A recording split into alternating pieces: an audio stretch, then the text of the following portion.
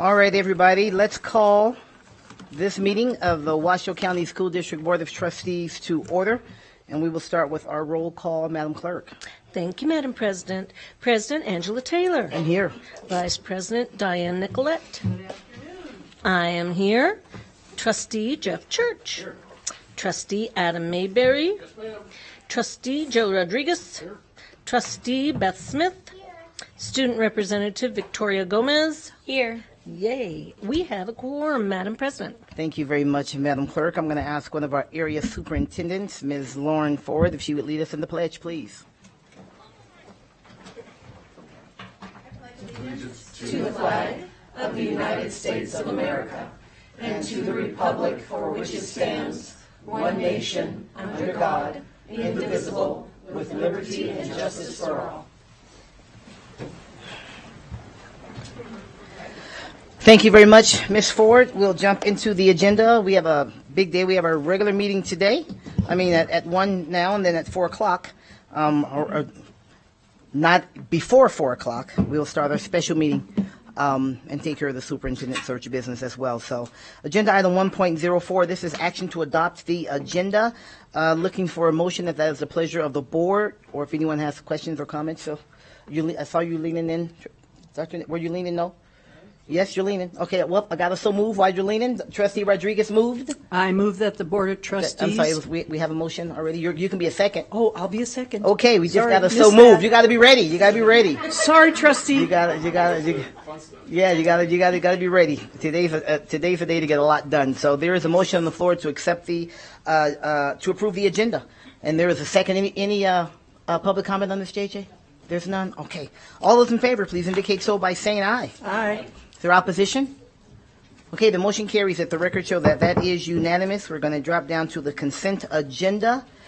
Today we're looking at consent agenda items 2.02 through 2.23. And just as a reminder to all the trustees, as we get closer to the end of the school year with all the final purchases and changes and so on, with the agenda items are typically during this time, the consent agenda items are typically robust. So just as a reminder, that we can look forward to that over these next few meetings that we have between now and the end of the fiscal year. Trustee Church, I know you had a couple of things you wanted to.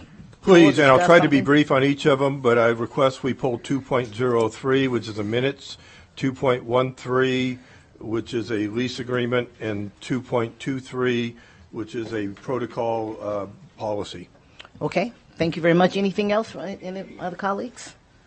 Okay, any public comment on this, JJ? The board received an email from Shelley Buchanan related to item 2.05. 2.05. Okay, thank you very much.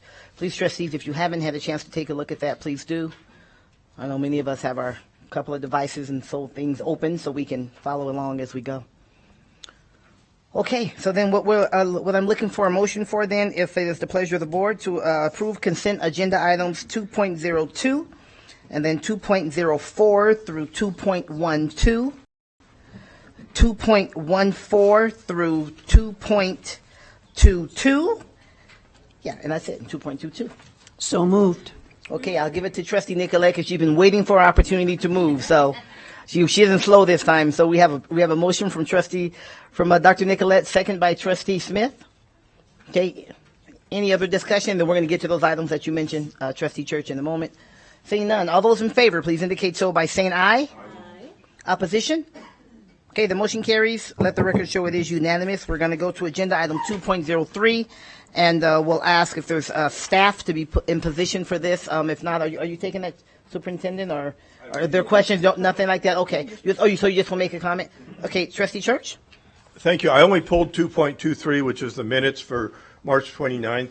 What I'm about to say applies to all the minutes. I'm sorry, you mean 2.03? 2.03. Okay. For March 29th. Mm-hmm. As you go through the minutes, it talks about board reports, and it simply says essentially that the board reported. And then if you go into public comment, Ms. Valerie Fianacca, who's actually here today, she got a third of a page for comments, but my comments were never transcribed into the record. And I think my comments are valid, and I think that instead of just glossing over them and saying that the board did their reports, that we should at least be on equal footing. Otherwise, it's a little bit embarrassing to have to go up to the podium and make comments just for the purpose of having them on the record. So I'm a no on those, or that one. Okay, thank you, Trustee Church. Are there any other comments on that? Nope, but I'm ready to make a motion. Trustee Smith? Sure. I move that we adopt item 2.03, the approval of the minutes for March 29th, 2022, which was a regular meeting of the Board of Trustees. Thank you, Trustee Smith, and there's a second from Trustee Rodriguez. Any further discussion? Okay, seeing none, all those in favor, please indicate so by saying aye. Aye. Opposition? Nay. Let the record show that the motion passes 6-1. 6-1. We drop down now to Trustee Church to 2.13, I believe. Yep. 2.13 is 1.2 million for a lease, and not to be misread, that's over 5 years, so it's not 1.2 million per year. However, I just think that needs some discussion at some future date. It's not in the 5-year plan to move, but we do own lots of land that belongs to the school district, and I think we really need to look at reducing our leases, including this one.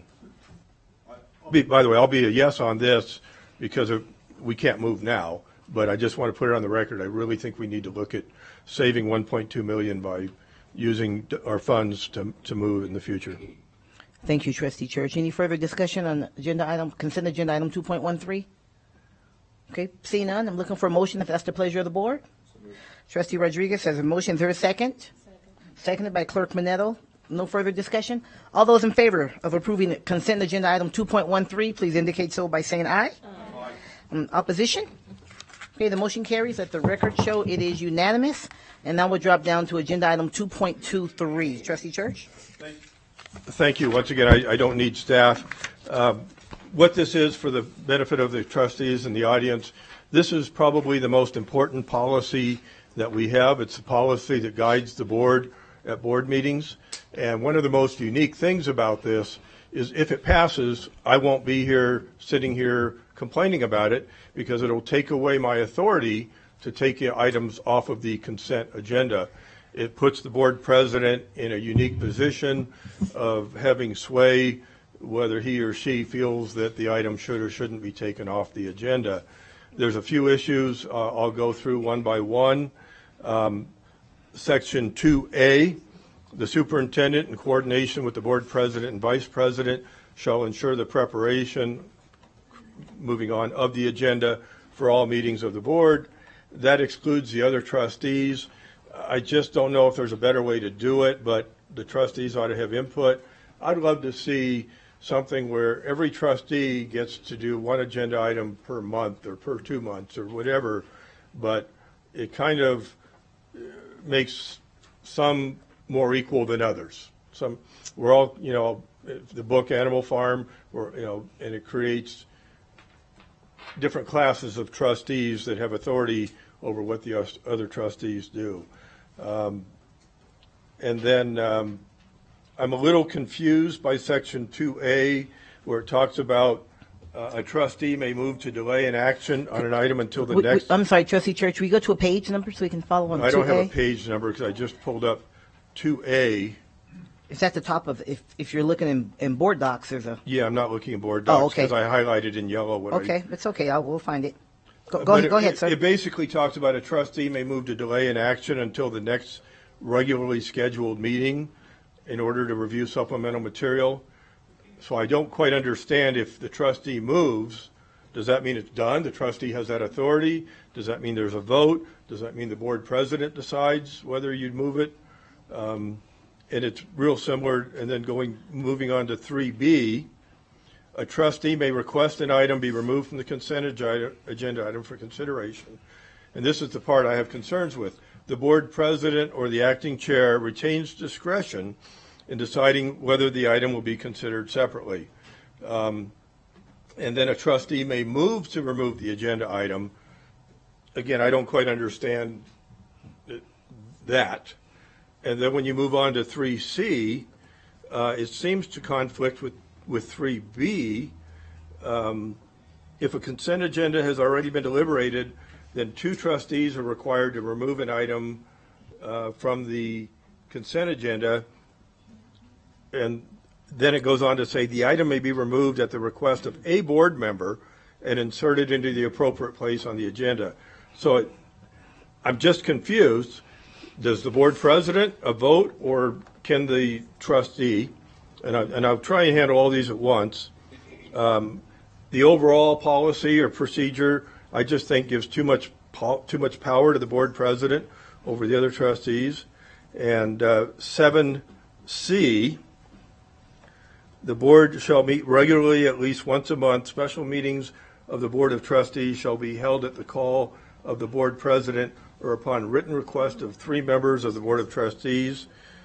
So if that happens, if 3 members of the board request a special meeting, I would wonder if there's a due date or if the president can just delay that indefinitely.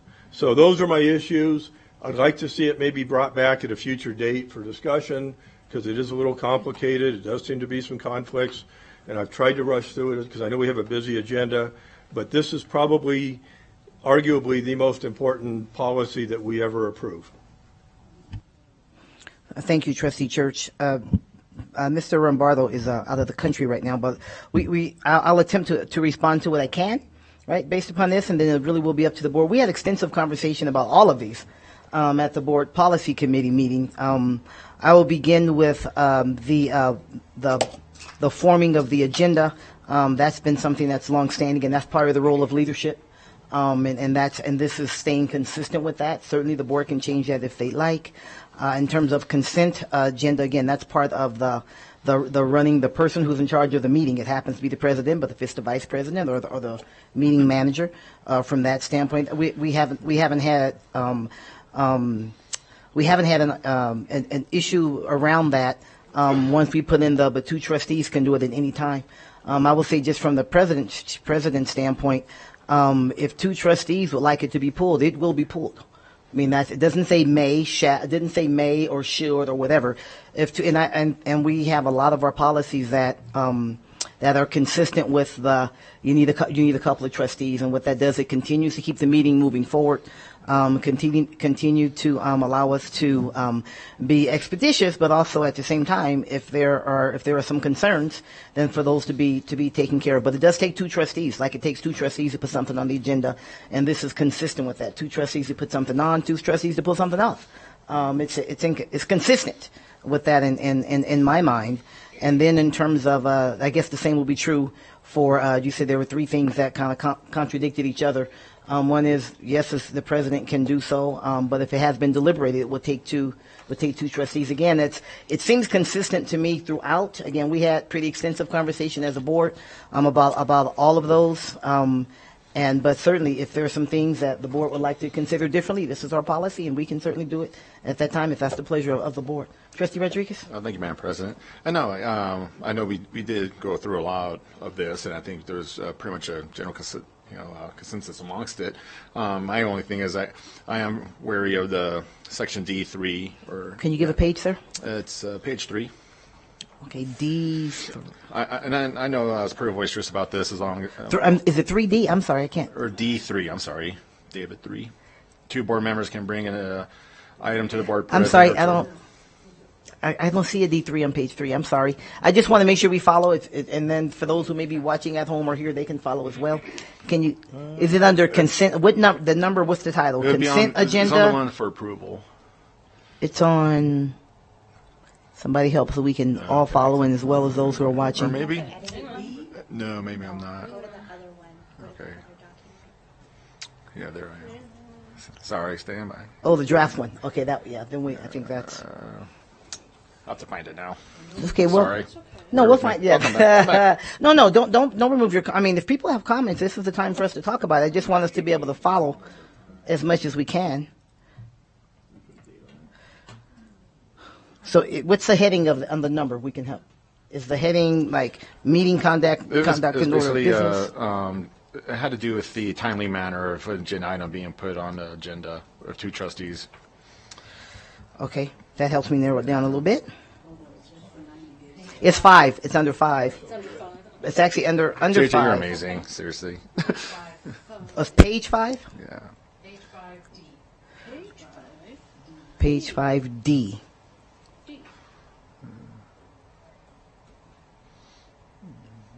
OD or new D? Yeah. What? 5? Is it 5D? Is it page 5? I think Page 4C at the top. I believe it's 5C. I was going to say, I think it's number 5, yes, okay. I believe it's 5. Okay, that seems consistent with, okay. But of course, Timely fashion, let's go with that. Yes. You find it, everyone there? Yes. I think so. Okay, top of page 4 is In 5C. fashion, yeah. And So- it's in green, so go right Right, ahead. right, right. Yeah, Okay. and this is what I'm talking about. I was looking at the other document. Okay, good. Just some word changes, but again, I know we all talked about this. We don't want to put necessarily a timeline on staff depending on the agenda item, because I do hear the concern of, if the board changes or whatnot. I mean, we've got great board and great leadership now, but Yeah, for this future, isn't about the personalities Yeah, that are exactly. here. This is It's- about whomever. Yes, so I mean, if Future you had two history may be in these trustees, they're like, seats. hey, we want to put telehealth or blue cookies in cafeteria, and okay, we'll put that on the agenda for 2037. So I mean, I know that's not the intent of this, but I do just want to voice my concern with this particular section. So, but I think overall, I think it is well, and it's pretty fair. Okay. Well, thank you, Trustee Rodriguez. Again, we spent a lot of time on that before and ended up landing in, we didn't fit, right? So we didn't come in that. No, it's not. This isn't an indictment on anybody bringing the things up. If we have to discuss it, we just didn't land on an answer that we could agree upon. Trustee Mayberry, or were you going to say that? Oh, okay. Further discussion on these? There's no recommendations for changes, and looking for a motion if that's the pleasure of the board. Moved by Trustee Rodriguez. Is there a second? Second by Trustee Manello. Dr. Nicolette? Yes, I wanted to go back to something Trustee Church mentioned, to maybe this will help clarify it, on page 2. Number 2, where it talks about supplemental materials. I know that Trustee Church questioned, I believe, if this is correct, C3, about the delay of action. And I just want to make sure it's understood that that's about any supplemental material that a trustee may provide at the meeting. And so I may provide information and you say, well, this is great, but we need time to look at this. Is that what you're thinking? Thank you. More or less, yes. That does. The wording of them all three isn't clear to me, but again, I think we're ready to move on. But I'm just not happy with the wording as well as the overall intent. Any further discussion? Thank you, Dr. Nicolette. Trustee Church. Any further discussion? Okay, seeing none. All those in favor, please indicate so by saying aye. Opposition? Nay. Let the record show that the motion carries 6-1. 6-1. I think that was the last one. Am I right? Mm-hmm. Yes. Okay. Thank you, Trustee Church. And we will move on now to agenda item 3. Let's see. 3 points. We have 3 items for discussion and information only. And this isn't, obviously, our intention is to make sure we get to agenda item number 4, which is why we've all gathered here. And so we'll ask staff to get into position, if you will, for agenda item 3.01, presentation and discussion on the 3 federal grants, Title 1A, Title 1003A, and Title 4B, administered by the Washoe County School District Title I Department from the United States Department of Education, awarded to the Washoe County School District. And again, this is for information and discussion only. I guess I'll just turn it over to you, Mr. Ernst, and I see other staff got into position, and you can call them up as necessary. Thank you, Madam President, Superintendent McNeil, fellow members of the board, Joe Ernst, Chief Accountability Officer. It's my privilege today to also have with us Mr. Brian Pruitt, our Title I Director. We're also joined by his amazing team, Amber Hilberg, Title I Grant Coordinator, and then Denise Benson, our Team Up Program Coordinator. And today we'll go over 3 of our federal grants just to kind of give everybody an overview. So with that being said, I'm going to go ahead and turn it over to Mr. Pruitt. Good afternoon. Brian Pruitt, Title I Director. So before we get into the 3 different federal grants, one thing to understand is the types of grants. So the first part is formula, which is an allocated grant, right? So we're guaranteed that funding. The second is competitive grants, where we apply, it's screened by NDE, and it's determined who receives those grants. It's not guaranteed. We go through an application process. There's a lot of interdepartment collaboration. We try to leverage funding amongst all the other Washington County School District grants that we have. And then as far as the process, once we receive the post-award, the funding, there's a physical and program monitoring that takes place, physical and program compliance, and then there's annual evaluation of the applications. So if I may, Mr. Pruitt, Sure. Just for the public that may be watching, can you just do a quick little overview on what is Title I? We have Title I, we have Title IV. I know we talk about. And I'm going to go through that when we get there. Okay, that'd be great. Thank you. Thank you, And President Taylor. President Taylor as well. What we thought too, just to kind of make this digestible, we'll be going over 3 grants. After each one of the grants, we'll stop and pause. That way, if there's questions more specific to that, we'll be able to answer those as well. So just to kind of add that to it, okay? Thank you. Yeah, and that last slide and this next slide is just kind of a little background. As we get into the grants, I think it'll help kind of understand. So the second part is you will hear us mention CSI and TSI, Comprehensive Support and Intervention, Targeted Support and Intervention, which are NSPF state ratings. The first part, Comprehensive Support and Intervention, were originally 1-star schools. They can now be higher. However, they still retain their CSI ratings. The second part is Targeted Support and Improvement, which are mostly our 2-star schools, can be 3 or higher, based on the criteria that they are designated on. So for Title I, Part A, we refer to that as Big A, because we got a lot of different grants, so we got all the nicknames for all of them, right? So Title I, Part A, Big A, is specifically for improving the academic achievement of the disadvantaged.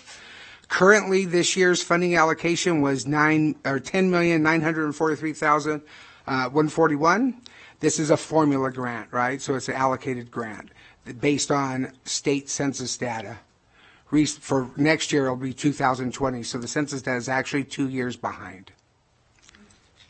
District eligibility. Schools are selected based on their poverty level, FRL status, right, of students residing in each school's attendance zone or geographic area in which the school draws students. Schools must be ranked and served in order of their relative percentages of low-income children. So we have a Title I targeting sheet that comes out every year that ranks all the schools from the highest FRL down to the lowest, and it also identifies the district's FRL percentage. And FRL is? Free and reduced lunch. Thank you. It's just, we get I'm going to throw a lot of acronyms, so if you need me to expand on them, please. I want to make sure. And I know it's later in the slide, since we're talking about it now. Just don't want to leave anybody behind. Yeah. Thank you, sir. These are federal funds, so it's federal regulations that every school that has a 75% or higher free or reduced lunch rate receive Title I program funding, regardless of the grade span. The district can decide how far down from that we want to go based on funding, down to the district average. But we do not get additional funding based on how many schools we serve, because once again, that's based on census data, not on the number of schools served. So for next year, 21-22, I take that back. For this year, 21-22, we are currently serving 45 K-12 schools with Title I funding. For next year, 22-23, we will serve 51 K-12 schools, down to about 64.82% FRL. So we are adding an additional 6 schools for next year.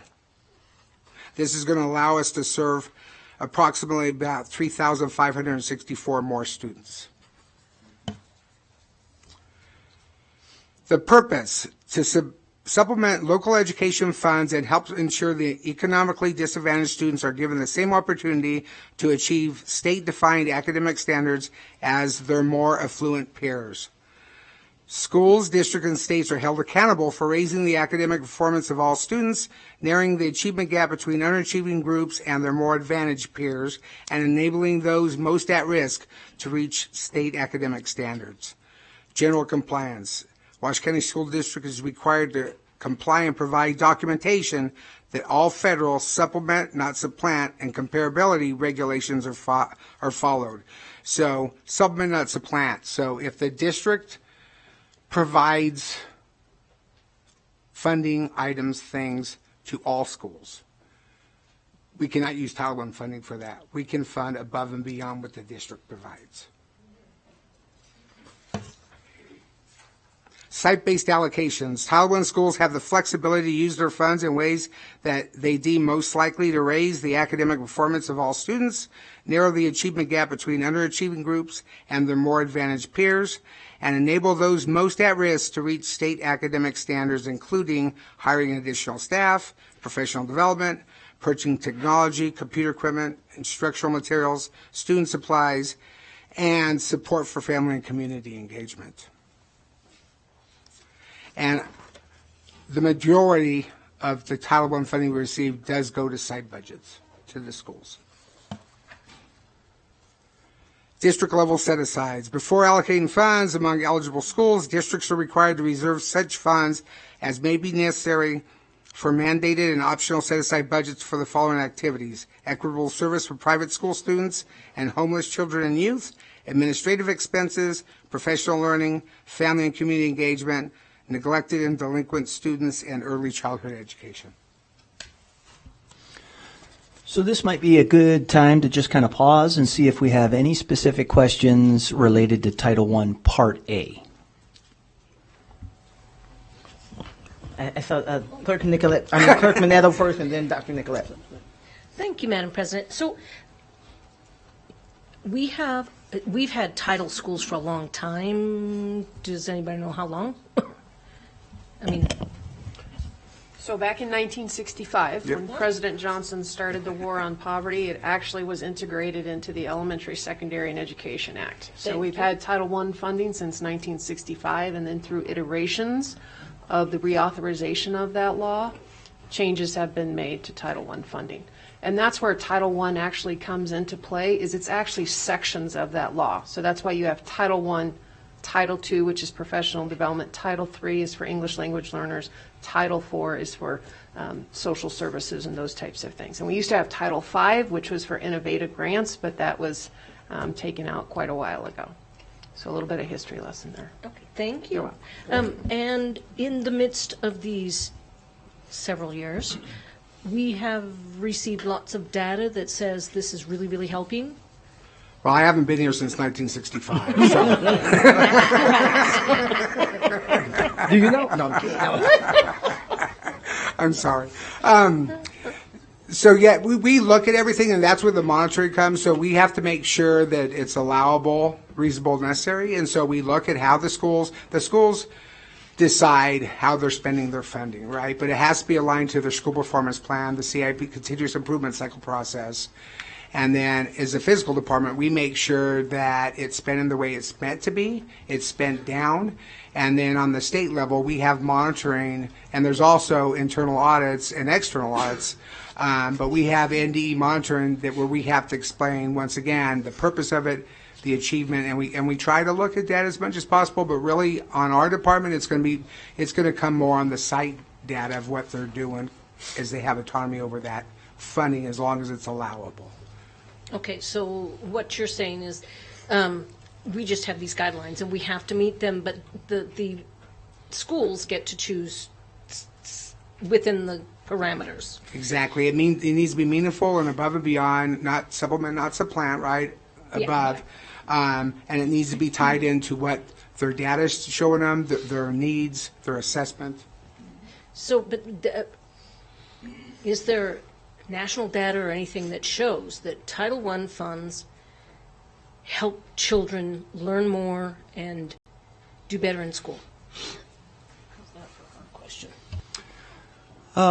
It's a good question, and again, thank you, Trustee Manetto. There's certainly, each year, we see some of our schools really perform at high levels. And so we've seen some of our Title I schools recognized as 4- and even 5-star schools before the star ranking. There's a Title I conference each year. We've had schools that were representative as the Nevada representative that attends that Title I conference because of their academic outcomes. So certainly you see a lot of advantages for Title I schools, and you've seen schools have some high performance. So, No, please, go ahead. so, and that makes sense, because we're dealing with people who, so things vary. And that just makes sense to me. Thank you. I would might add, as I think about that, think about that is what we would have to be able to do is say, what would the schools, would their outcomes be without that? And that's, I don't know how we do that, right? Other than the fact that those things that disadvantaged students lack, that can be added, so then therefore they don't lack that. Technology, for an example, or professional development, or additional staff, so then maybe they have, a ratio smaller in a particular classroom setting and so on. You'd have to be able to compare it to, but what would it be without that person? And you can't do that. So what you end up, in my mind, what you end up thinking about is those things that improve performance. You add those things that improve performance generally, because there's no control for it. How would it be if this kid didn't have lunch? You don't really know, but we know overall that hungry kids don't learn. And so to me, in my mind, is that because you don't have a control, you don't want to say, let's have this school go without this extra money for this year, so then we have a control, and right? So in my mind, that was the whole onus behind, let's add these funds so that those things that are missing can help close that gap.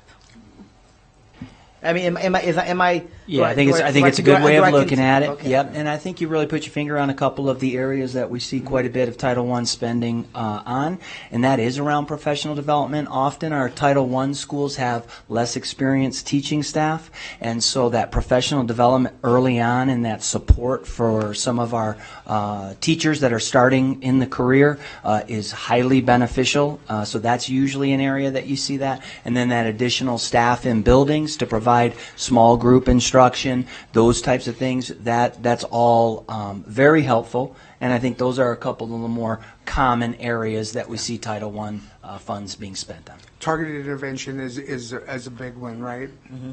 Yeah. Okay, thank you very much. We have plenty of other questions. Vice President Manello, then we'll go over here to Trustee Smith, and then Trustee. Vice President. Sorry, you can be a doctor. Vice President Nicolette, and then Trustee Smith and Trustee Rodriguez. It's easy to do, I get it. No, geez Louise. Yeah, I get it. You with the gray hair.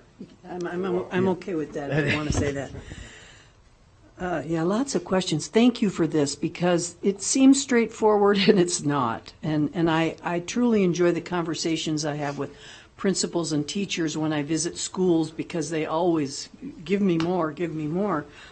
So I guess the bottom line for me is, what supports are we providing our principals and our teachers in the way of data so that they are able to understand the dynamics of their school population, the adults, the families, the students, so that they can make informed decisions on how to spend their title funding? That's a great question, and so there's a number of ways that we go about addressing that. So we have two folks, school performance plan coordinators that help sit side by side with principals. This year we embraced a new school performance plan template that has been piloted by our school district as well as all of Nevada school districts, and we've gone ahead and two fellas go out, they work with the principals, they look at data. As you may be aware, we have data profile books for every school in our school district that lists comprehensive information from school demographics, percentage of population, percentage of proficiency, percentage of students approaching proficiency, developing a number of data pieces in the profile book. We'll sit down with principals, go through that step by step, and what's been neat this year is really we've used the data to drive us towards the goals that the schools are identifying.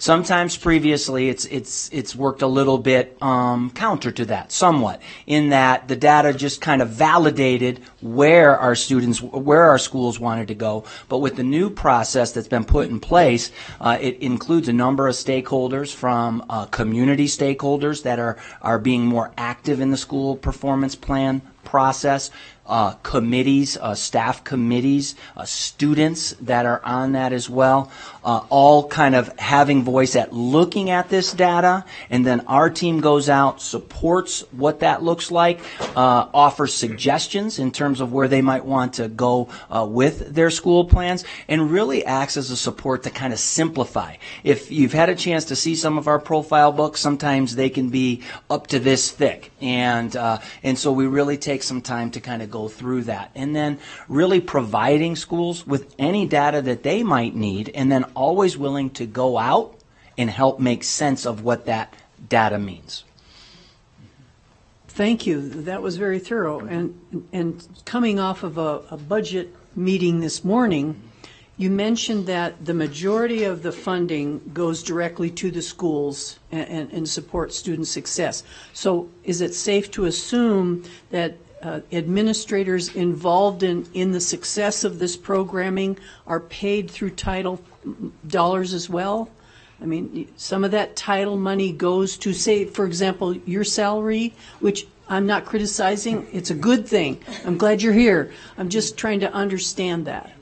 Yes, I am funded under Title I, and we have Title I administrative physical staff that's part of that set aside, as far as the set-aside budgets. And then if you look at the sites, obviously we don't pay for administrators that the district funds through their formula of, obviously we don't pay for the site principal, and the district has a funding formula on how much schools are allocated APs and deans, but a school can use their Title I funding to go above and beyond what the district provides and fund a dean or an AP position on top of what they would have, and we have a lot of schools that do that, if that's what you were kind of going at as well. Yes, exactly, and thank you for that. And so I don't know how to quite ask this question. I'm trying to understand equity, and oh goodness, so my understanding is that schools that receive Title I funding, for example, in the AP positions, have some latitude and ability to be able to incorporate an AP or a dean. No, they can't do a dean. It has to be an AP, right? No, they can do it. They can do a dean in their funding, which is a good thing. I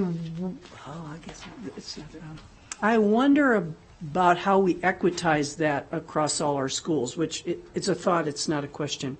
So one more question, because I see the challenge in that and the benefit in being able to have an AP and a dean, and how that supports student success and staff success. Well, once again, above and beyond though, right? So if the district provides it, they can't use their funding for that. However, they could go above and beyond that. So if the district provides a dean, they could make that an AP position with their Title I funding. Or they could say, I want an extra dean.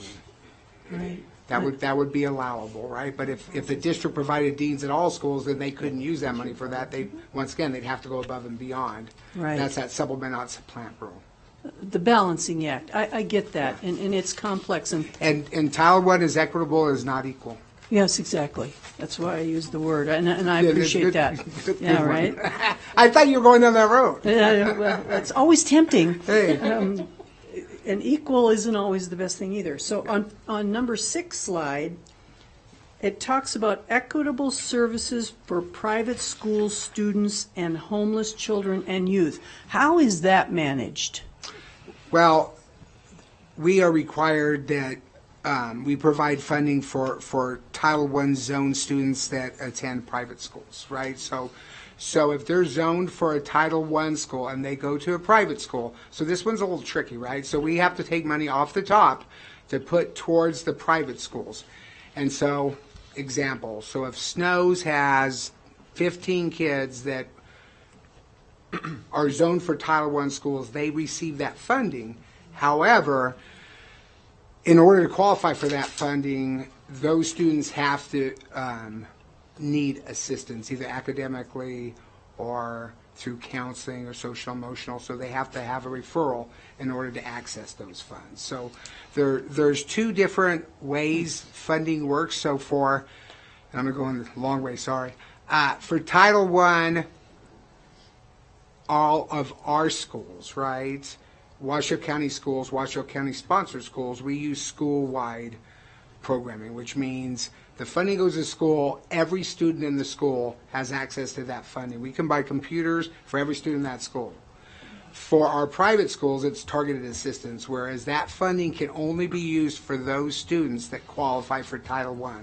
So if I have 5 eligible out of the 15, however many funds they get has to go towards those 5 students directly. That has to be a challenge to manage. Well, that's why we got Amber. Thank you. Thank you for that.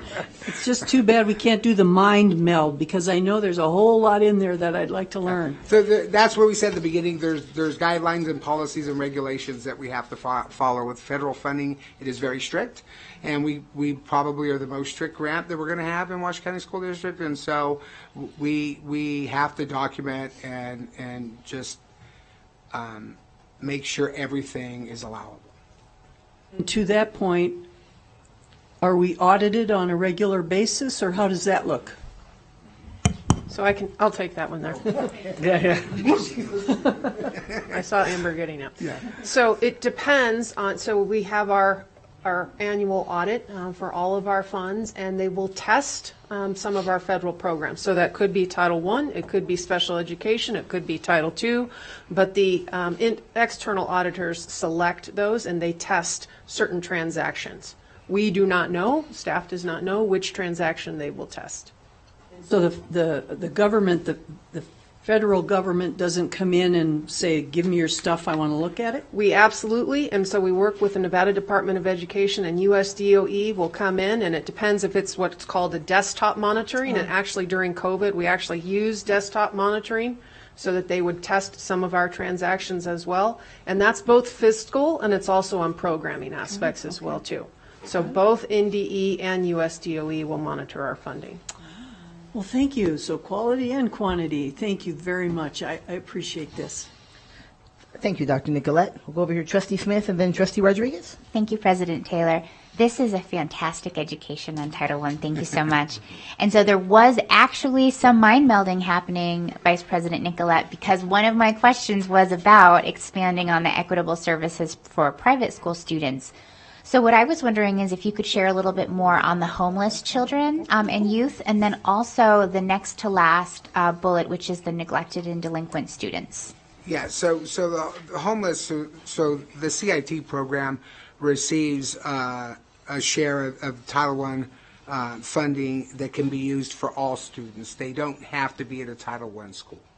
And then they have control. They obviously have McKinney-Vento and other things that they use. They design how that funding is being used, and then they, for the most part, build Title I. And we help with that. So, student uniforms, transportation, books, fees, things like that.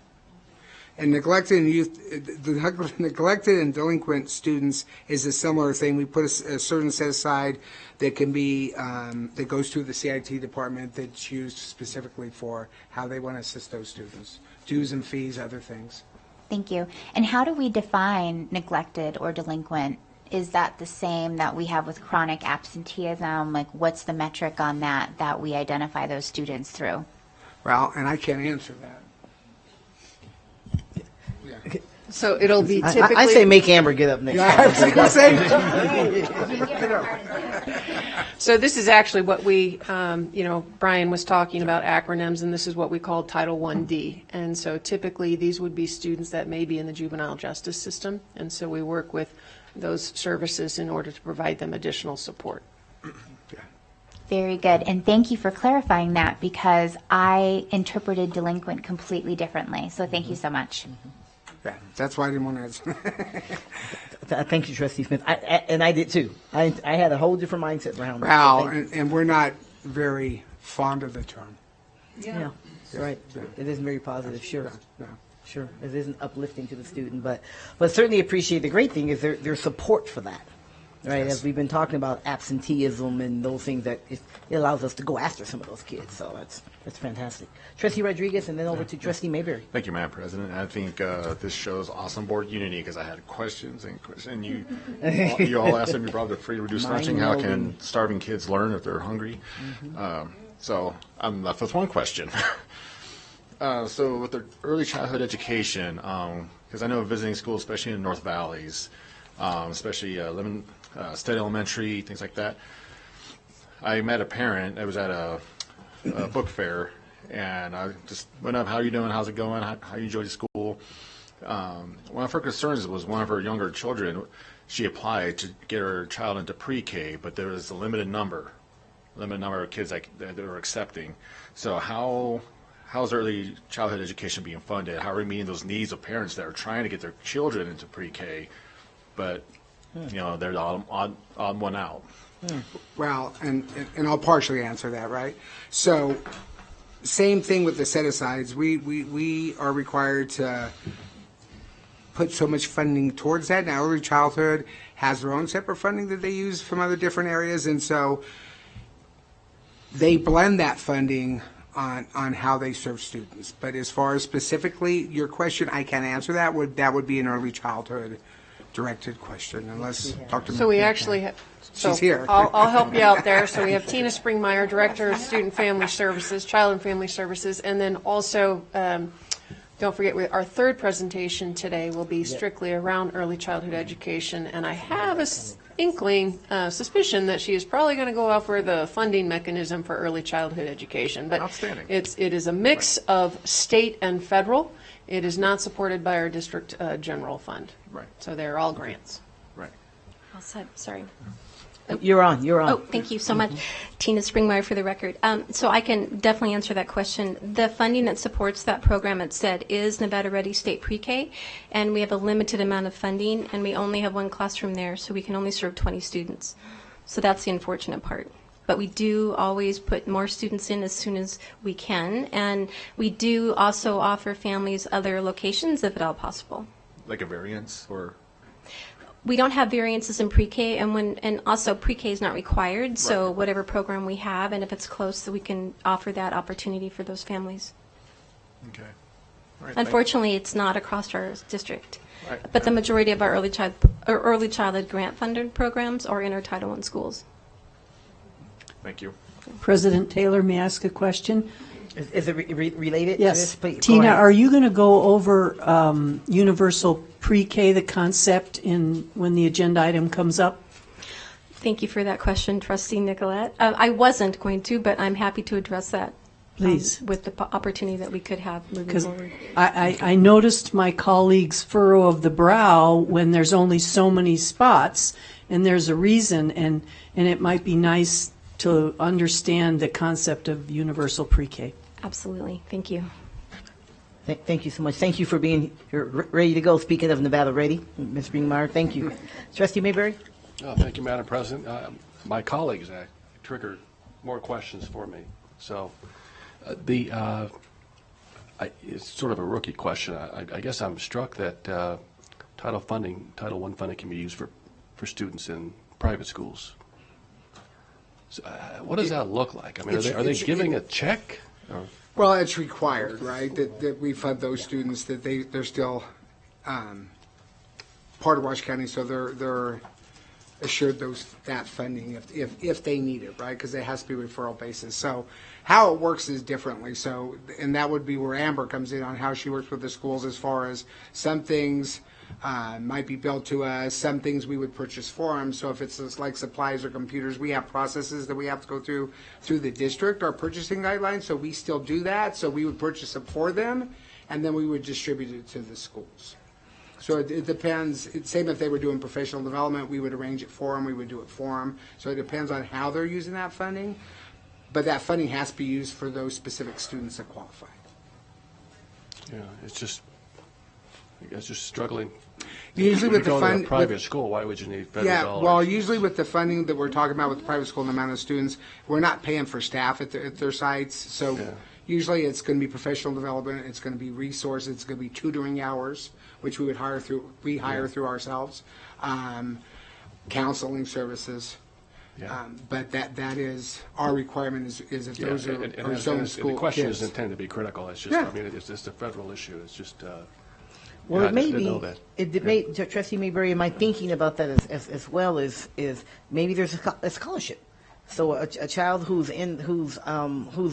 eligible for free and reduced lunch, right? They're at the poverty level, but they're going to Snows. It's just as an example. Maybe Snows has a scholarship, right? So then, if I'm the student, I'm going to Snows under a scholarship, but I still need some of these additional supports.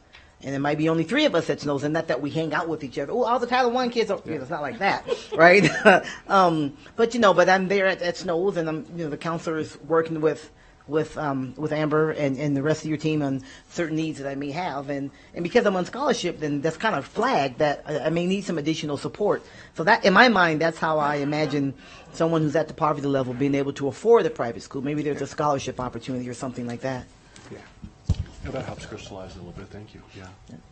I was one of those kids for a few years, so that's right. I was only there because I had a scholarship. So, okay, all right. Thank you, Trustee Mayberry. Trustee Church, I saw you next, and then we'll go to Clerk Manetto and then back over to Dr. Nicolette. Very, very briefly. My understanding, so let's just see if I have this right for the audience and everybody. Title I has nothing to do with academic performance. It has nothing to do with how the kids are performing. It's based, and I see it on slide number 4, which is our number 5, economically disadvantaged. So the only way out of Title I is for the community to be economically not disadvantaged. Am I correct? To a point. So the funding is determined on our highest poverty. That is determined who gets the funding. But the funding is aimed at academic achievement because there's a lot of times that they go hand in hand, right? So there's the purpose and there's how we get the funding. So Trustee Church, you're correct in how we get the funding is based on their FRL percentage. And if they were to come off, that means because their FRL percentage would drop. And as Mr. Ernst mentioned, they could be 5-star, top of the ladder. Mm-hmm. And so just because a lot of people, including myself before I came on the board, I thought Title I meant we were underperforming academically, and that's not. So just thank you. Mm-hmm. No, thank you for that clarification, Trustee Church, because I think that's a kind of a misnomer of that. Oh, they're the Title I schools, they're the poor schools, they don't perform. And there isn't really at all. In fact, the Title I piece is to help so that they do perform and that performance does go up. Well, and we're hoping that's part of the equation, like Trustee Manetto had said before. How do we measure that, right? I mean, we can't measure it all. Right. But when when they're high performing, you're hoping that there's a relationship there, right? Mm-hmm. And I will also say that, in fact, Mr. Ernst was a principal of a very high-performing Title I school when he was an administrator as well. So, absolutely, it's not. So just for the record, poor kids can learn and achieve. So it's not related to that, as you said. I know, right? Newsflash, right? And that's just because that's our own mindsets. And so this helps us all kind of say. And I would add, our Title I schools have high expectations, like everybody else, right? Absolutely, and as a district, that's something the board talked about right after I first joined. Is the importance of having high expectations for all students. That's the all students, right? The poor kids, kids are disadvantaged, whatever, CIT and so on. So it's great conversation. We go to Clerk Manetto. Thank you, Madam President. I was thinking, Trustee Mayberry, about what you were saying about the private school. It's kind of like the money follows the kid. Is that kind of how it works? She's nodding. So that's where it goes in my head. Yes, you're correct. And that's that goes back to its requirement, right? It's a federal requirement. Mm-hmm. And I think it's fair. Still support those kids. If you're able to figure it out and get to go to private school, yeah, and just need some help, you have it. They get enrolled there, however, right, should not stop them from being able to access resources that are meant for them. You're on scholarship. Maybe you have a family member that works there, and then you get a discount or something. Who knows, right? It still gives them that support. So all Title I school kids, right, have additional support. So that's great. I didn't know that either. That was news to me. The private school. And every year the private schools give the grants office their rosters, and then we determine which all students qualify by being zoned for a Title I school. Right. That's fantastic. Very good. Thank you. Dr. Nicolette? Thank you. And I would like to extend that concept to just very simply, and I imagine nobody would argue with this, is every child in our community belong to all of us, no matter where they're going to school. And so us being a part of that is extremely important, and I've always supported that. I do have a question about free and reduced lunch. Sure. Over the last year and a half, I've lost track of this time with, free lunches for everyone, which has been a challenge and a gift. How did we update our free and reduced lunch percentages, and what does it look like going into the future since we don't have any paperwork? I'd be happy to answer that. So, Trustee Nicolette. So, in the past, prior to COVID, every student, I can't say is required, they have the opportunity to fill out a free and reduced lunch application. It's not required. And that's always been the dilemma, right? So we, in the past, took their FRL percentage based on that form that was completed. And we've heard in the past from several schools explicitly that all of their feeder schools are Title I, but they're not Title I. And part of it is because when you get to the secondary, right, high school, middle school, not all students want to eat. Parents don't want to fill out the form. And then a few years ago when we had a different presidential agenda, there was a lot of things where parents didn't want to fill out any forms, right? It was really hard to get them to fill out anything, any kind of documentation. So it was hard. And then COVID came, and then everybody eats for free for 2 years. And so even though, and we can't ask parents to fill out forms to receive Title I funding. That's not the purpose. If they fill out forms, it's to get the students fed, not to receive money. And we have to be very careful with that, right? So everybody eats for free the last couple of years, and we knew last year when we pulled the percentages, they were hard. A lot of our Title I schools that we knew were Title I schools that are not CEP, so there's the Community Eligibility Program, and I'll get to that in a second, which 40 of our schools, Title I schools qualified, don't have to fill out the forms, haven't had to fill out the forms since they bid on that, and we'll talk about that in a second.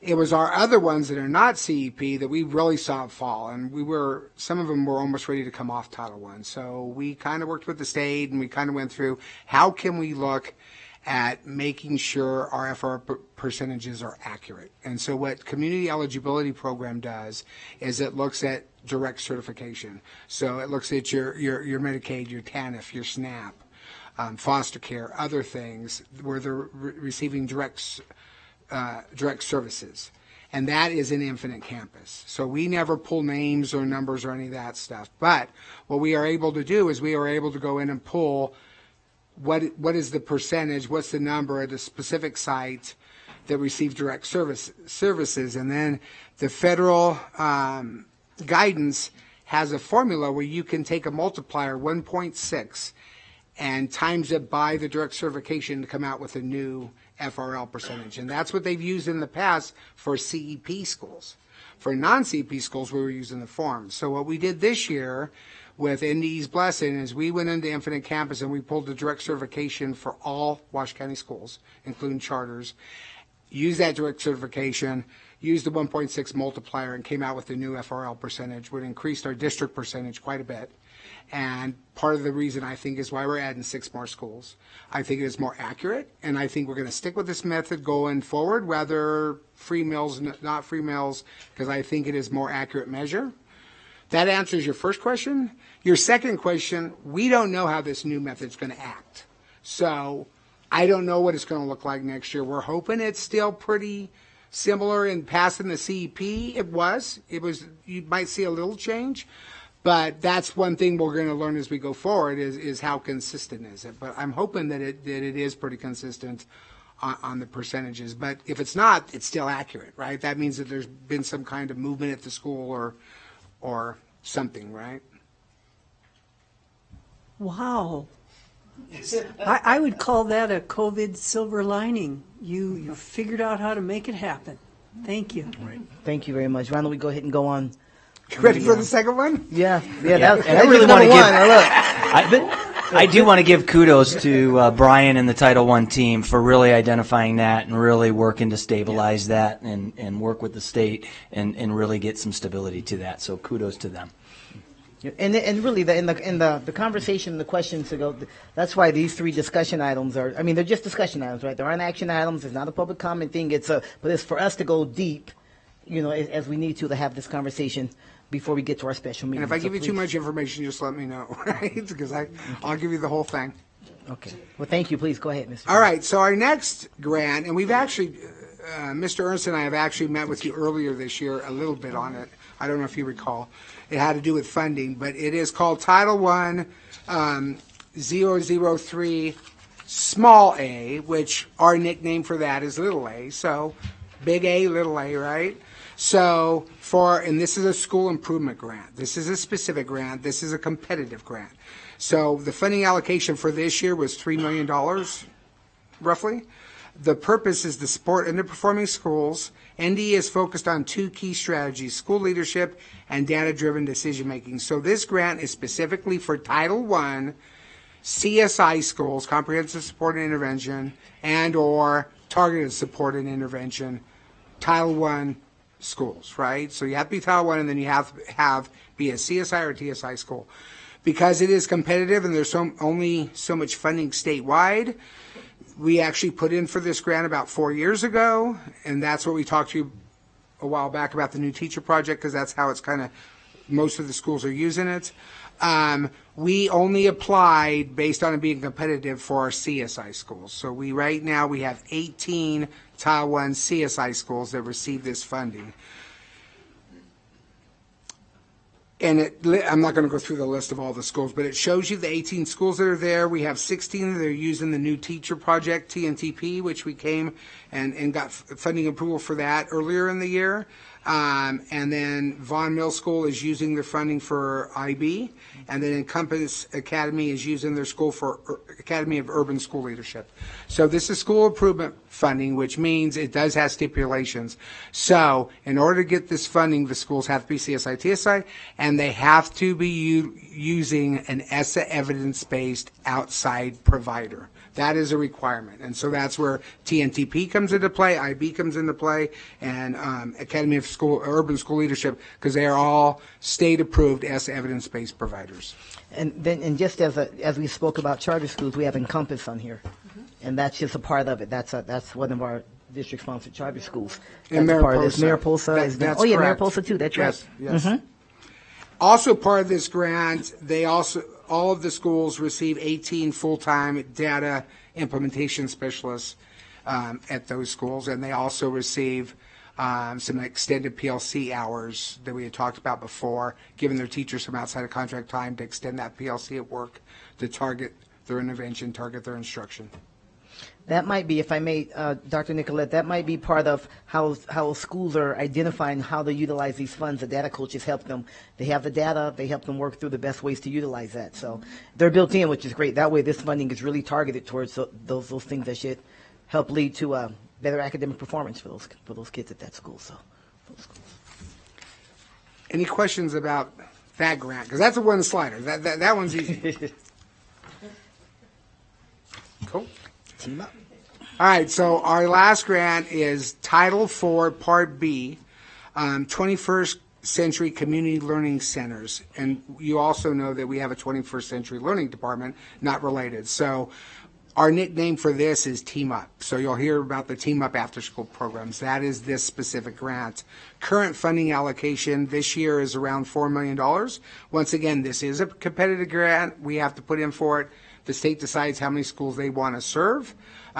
Currently, we have 25 schools, Title I schools, that receive this funding. So district eligibility schools are all Title I comprehensive support and intervention, CSI, or targeted support and intervention, TSI schools.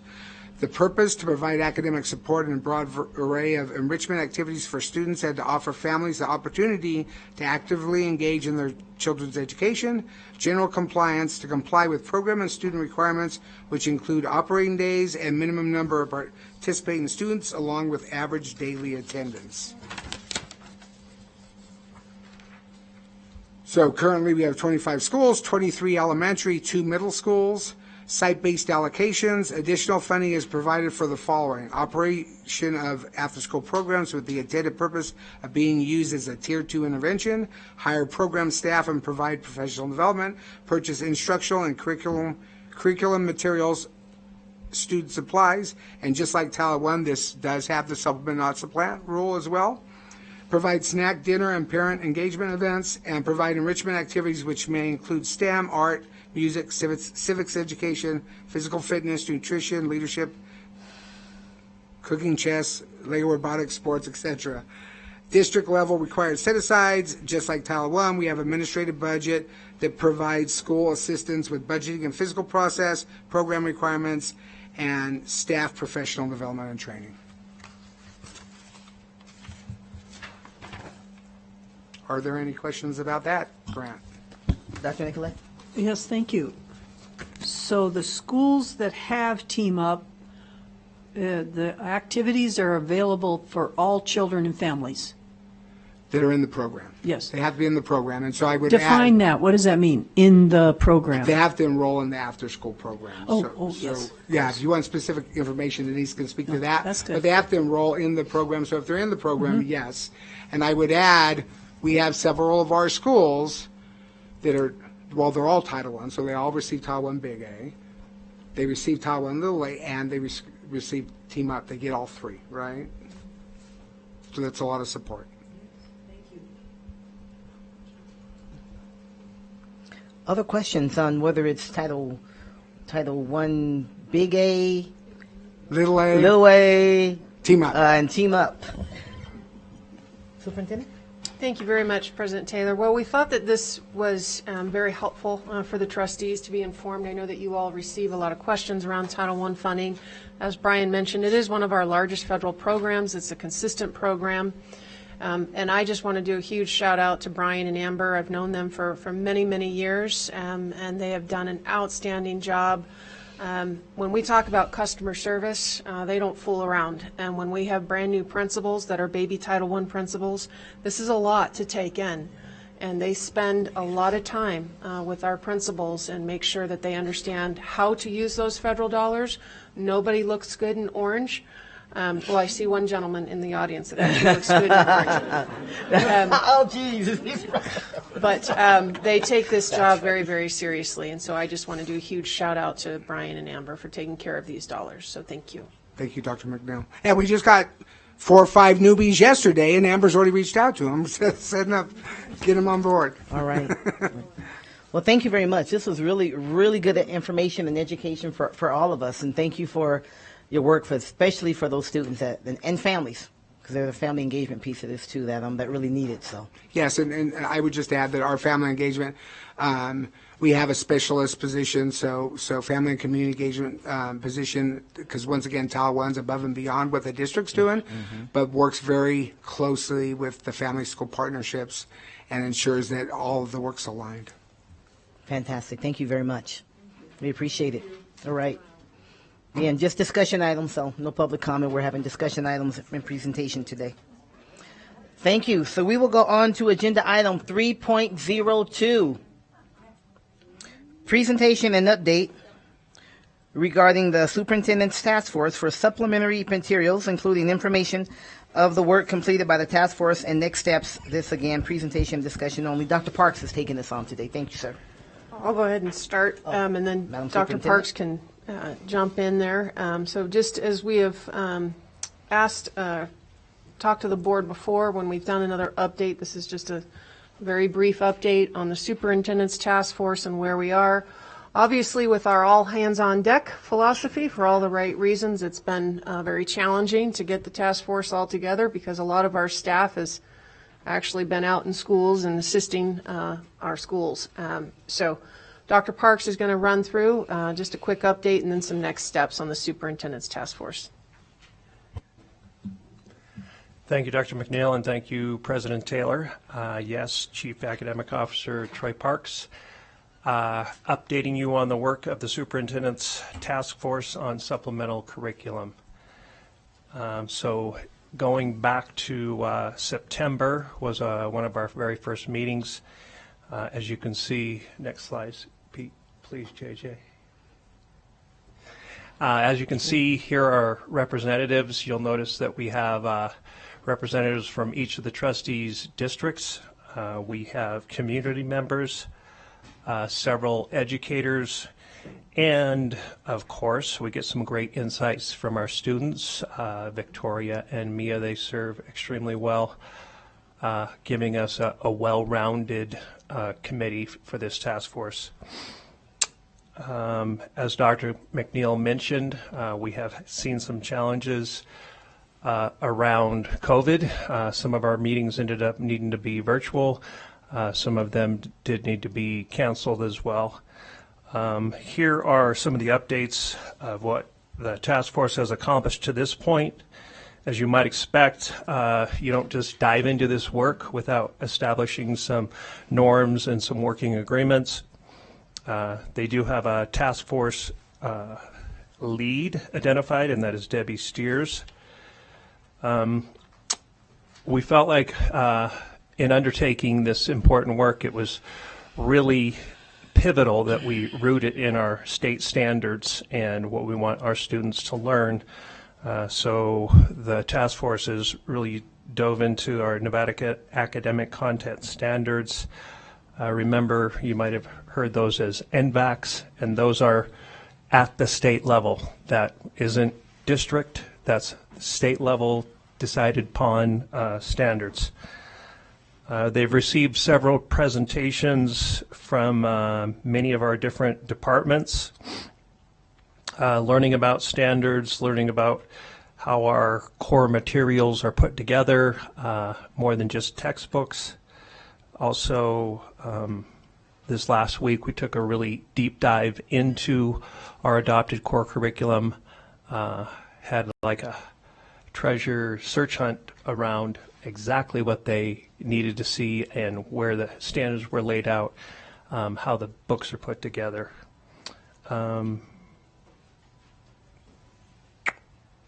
So that has laid a foundation for our future work.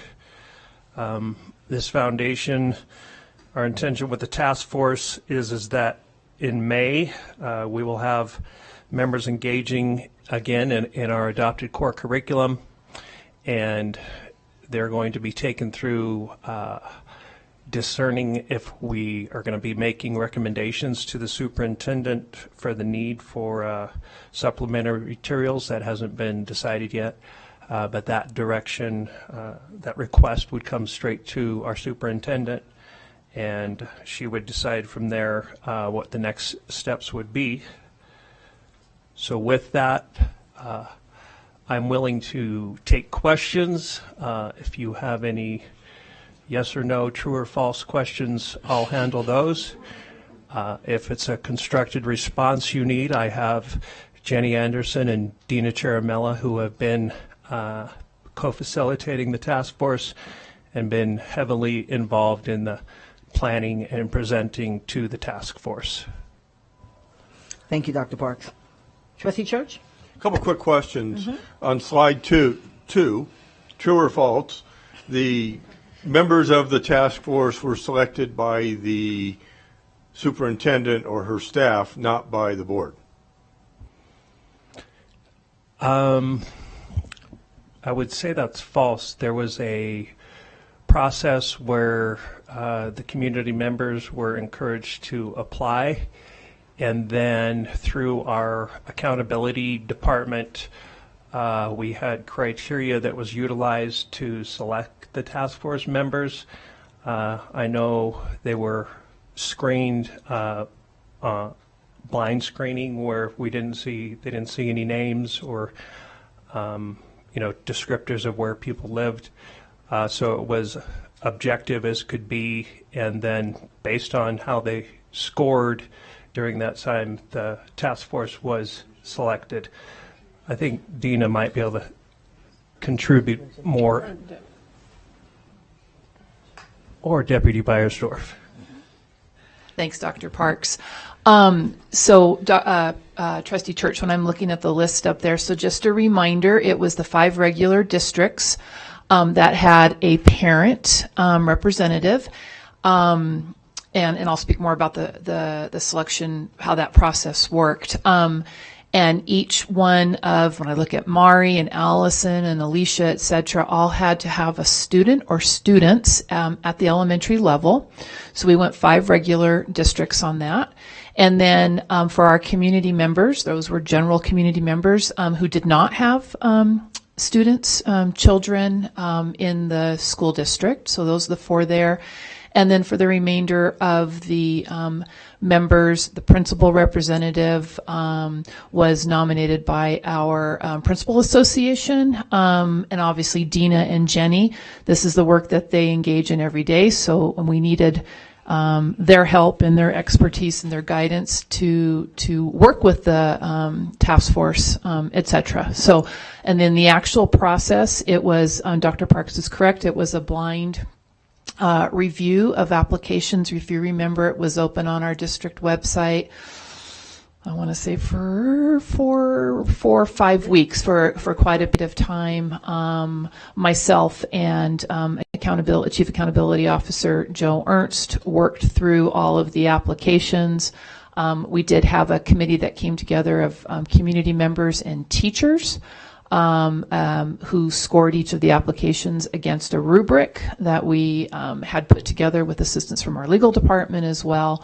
So really worked hard to make sure that the selection process was fair and anonymous. But we did, like I said, we did want to make sure that each of the regular trustee districts were represented by parents with students in elementary school. So let me expound. And I appreciate that because that gives everybody a really good, including the trustees that weren't here at the time. If somebody comes and says, Trustee Church, you're representative for District A, you recommended them. No, it never came to us as trustees. That could have pushed us well into the OML issue where it's a committee of the board. And my point is that these folks, true, were not appointed by the Board of Trustees.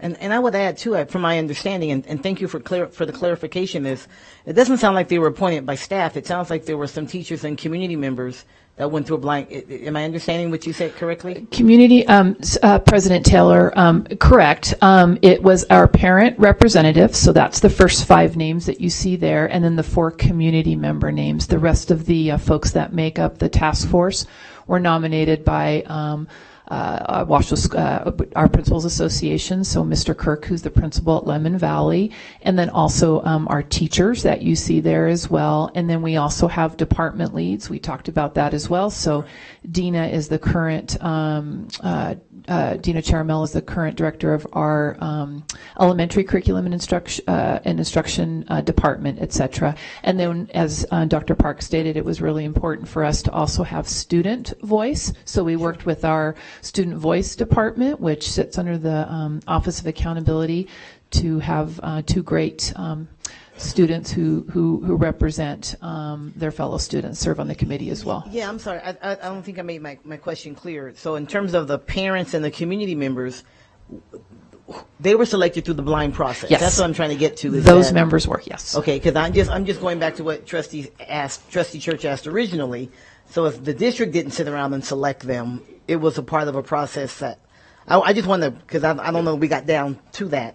Yeah, yes, correct. Yeah. And it was part of a process that included community members, and we also had, I believe it was 2 teachers that helped us with that as well. Okay. I just wanted to make sure we got an answer to that, and to be clear myself if asked as well. So you have more? Yeah, and that was a terrible question on my part. I tried to make it into the true or false, and I failed miserably. I just wanted to make sure the public knew that this was a superintendent task force, not a task force of the board. Mm-hmm. And my next question on slide 3, just to be clear, this is K-5 ELA, English Language Arts. So it's not K-6 through 12 English Language Arts. Mm-hmm. It's not a CRT committee. It's K-5 ELA. And I hate to do true or false, but I'll try it one more time. True. Yeah. We are focused right now on our adopted core ELA materials, yes. Okay. Another good clarification. More, Trustee Minetto? Thank you, Madam President. Well, I'm do we have any idea of a timeline? This is like overwhelming, and I know people are busy in life, and I don't know. Do we have some kind of timeline? I'll take that one, Dr. Parks. So I think it's going to depend, actually. True. True.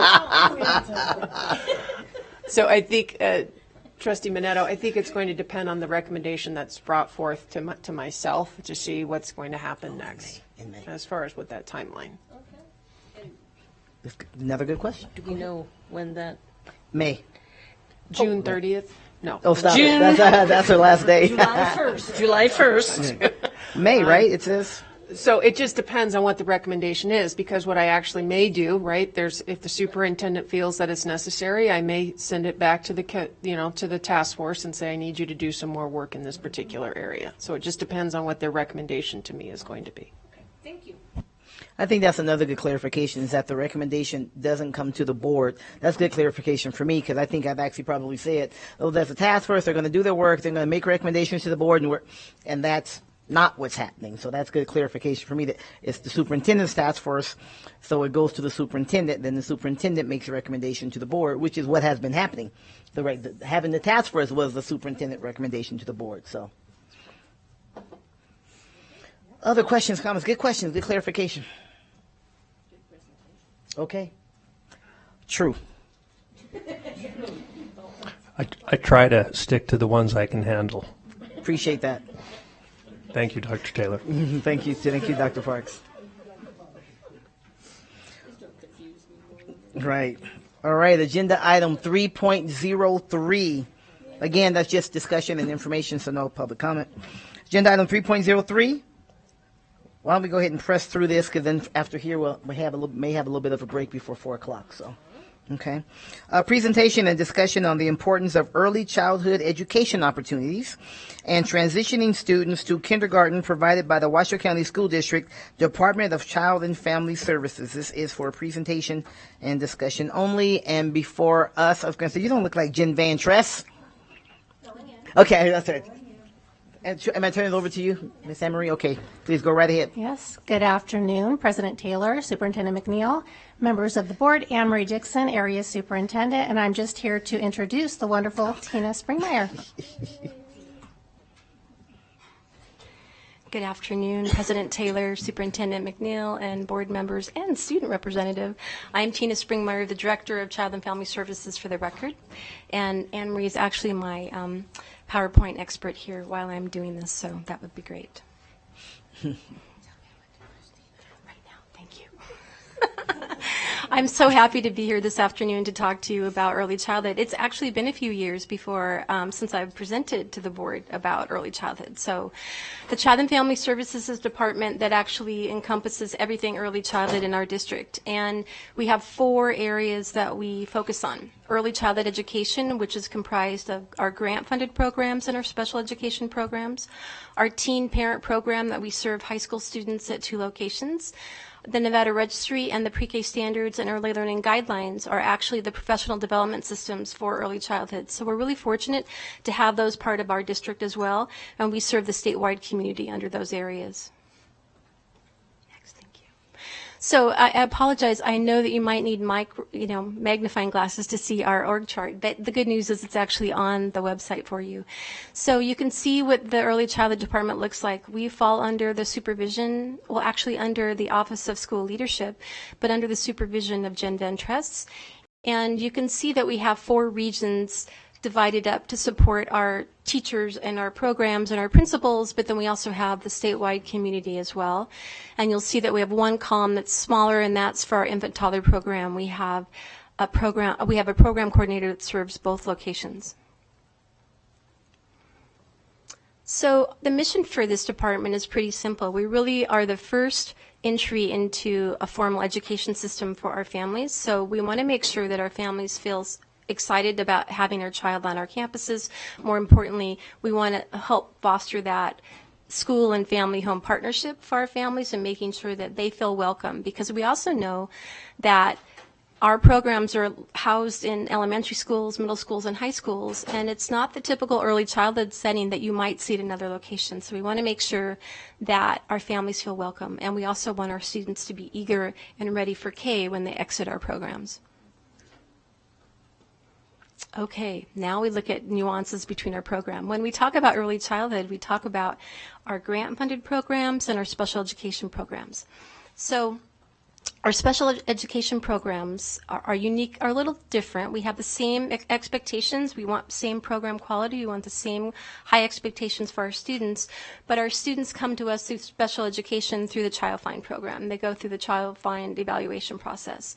And so our special education program, our students are funded through special education. We have programs for developmental pre-K, early childhood strategies, integrated inclusive classrooms. Our programs are 25 hours a week. We provide transportation for our special education students, and our programs are full day. So when we talk about full day schedule, we really did make some significant changes to our programs this year, and our students all attend school with the exception of our strategy students, the full entire school day. So they're there for the entire bell schedule, which supports families and helps with our transportation as well. For our gen ed programs, we are grant funded, as was mentioned earlier. So the gen ed programs are solely grant funded through Nevada Ready, State Pre-K, ESSER funding, we have Title I funding, and then we have Early Head Start. So you can imagine when we want to expand these programs to better serve our families, it's really dependent on the kind of funding that we actually receive from the state. There's a lot of compliance with that and a lot of expectations and making sure that we meet all of that. It was really pleasant to come in here and sit back after, or present after Title I, because I feel like I'm back home, that we were all under the same department at one point. And I'm really grateful for Brian and Amber and Denise. They're wonderful to work with. So under this general ed program, because we are all grant funded, we do have our infant toddler program, and that we are actually a sub-grantee for UNR. What makes that unique for us is that we are serving teen parents at our local high schools, and we've been very successful with that. This actual partnership has been over a course of, I think, 15 years, but I'd have to go back to confirm that for you.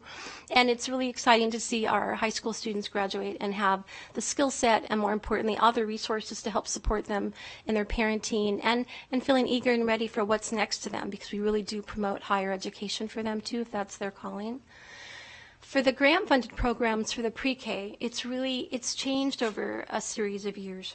It actually was about 3 or 4 years ago when they changed the funding stream and the format. So now it's really guided by income and age for our grant-funded programs. Our families have to meet a certain poverty level to be a part of our program, and children must be 4 by the age, we'll change that. ND's got something in the works. But they have to be 4 by September 30th, so it usually lines up well with kindergarten. Our programs also continue our programs are actually included through the whole bell schedule as well. So all programs are 25 hours a week, and they continue the full day schedule. So our current program status, if you can imagine, we're currently serving over 1,300 early childhood students across our program in 90 classrooms across our district. We have 52 special education programs and 38 early childhood grant-funded programs. And we have 3 infant toddler programs located at Hug High School and Worcester High School. And so any given day, I highly encourage you to stop by an early childhood classroom.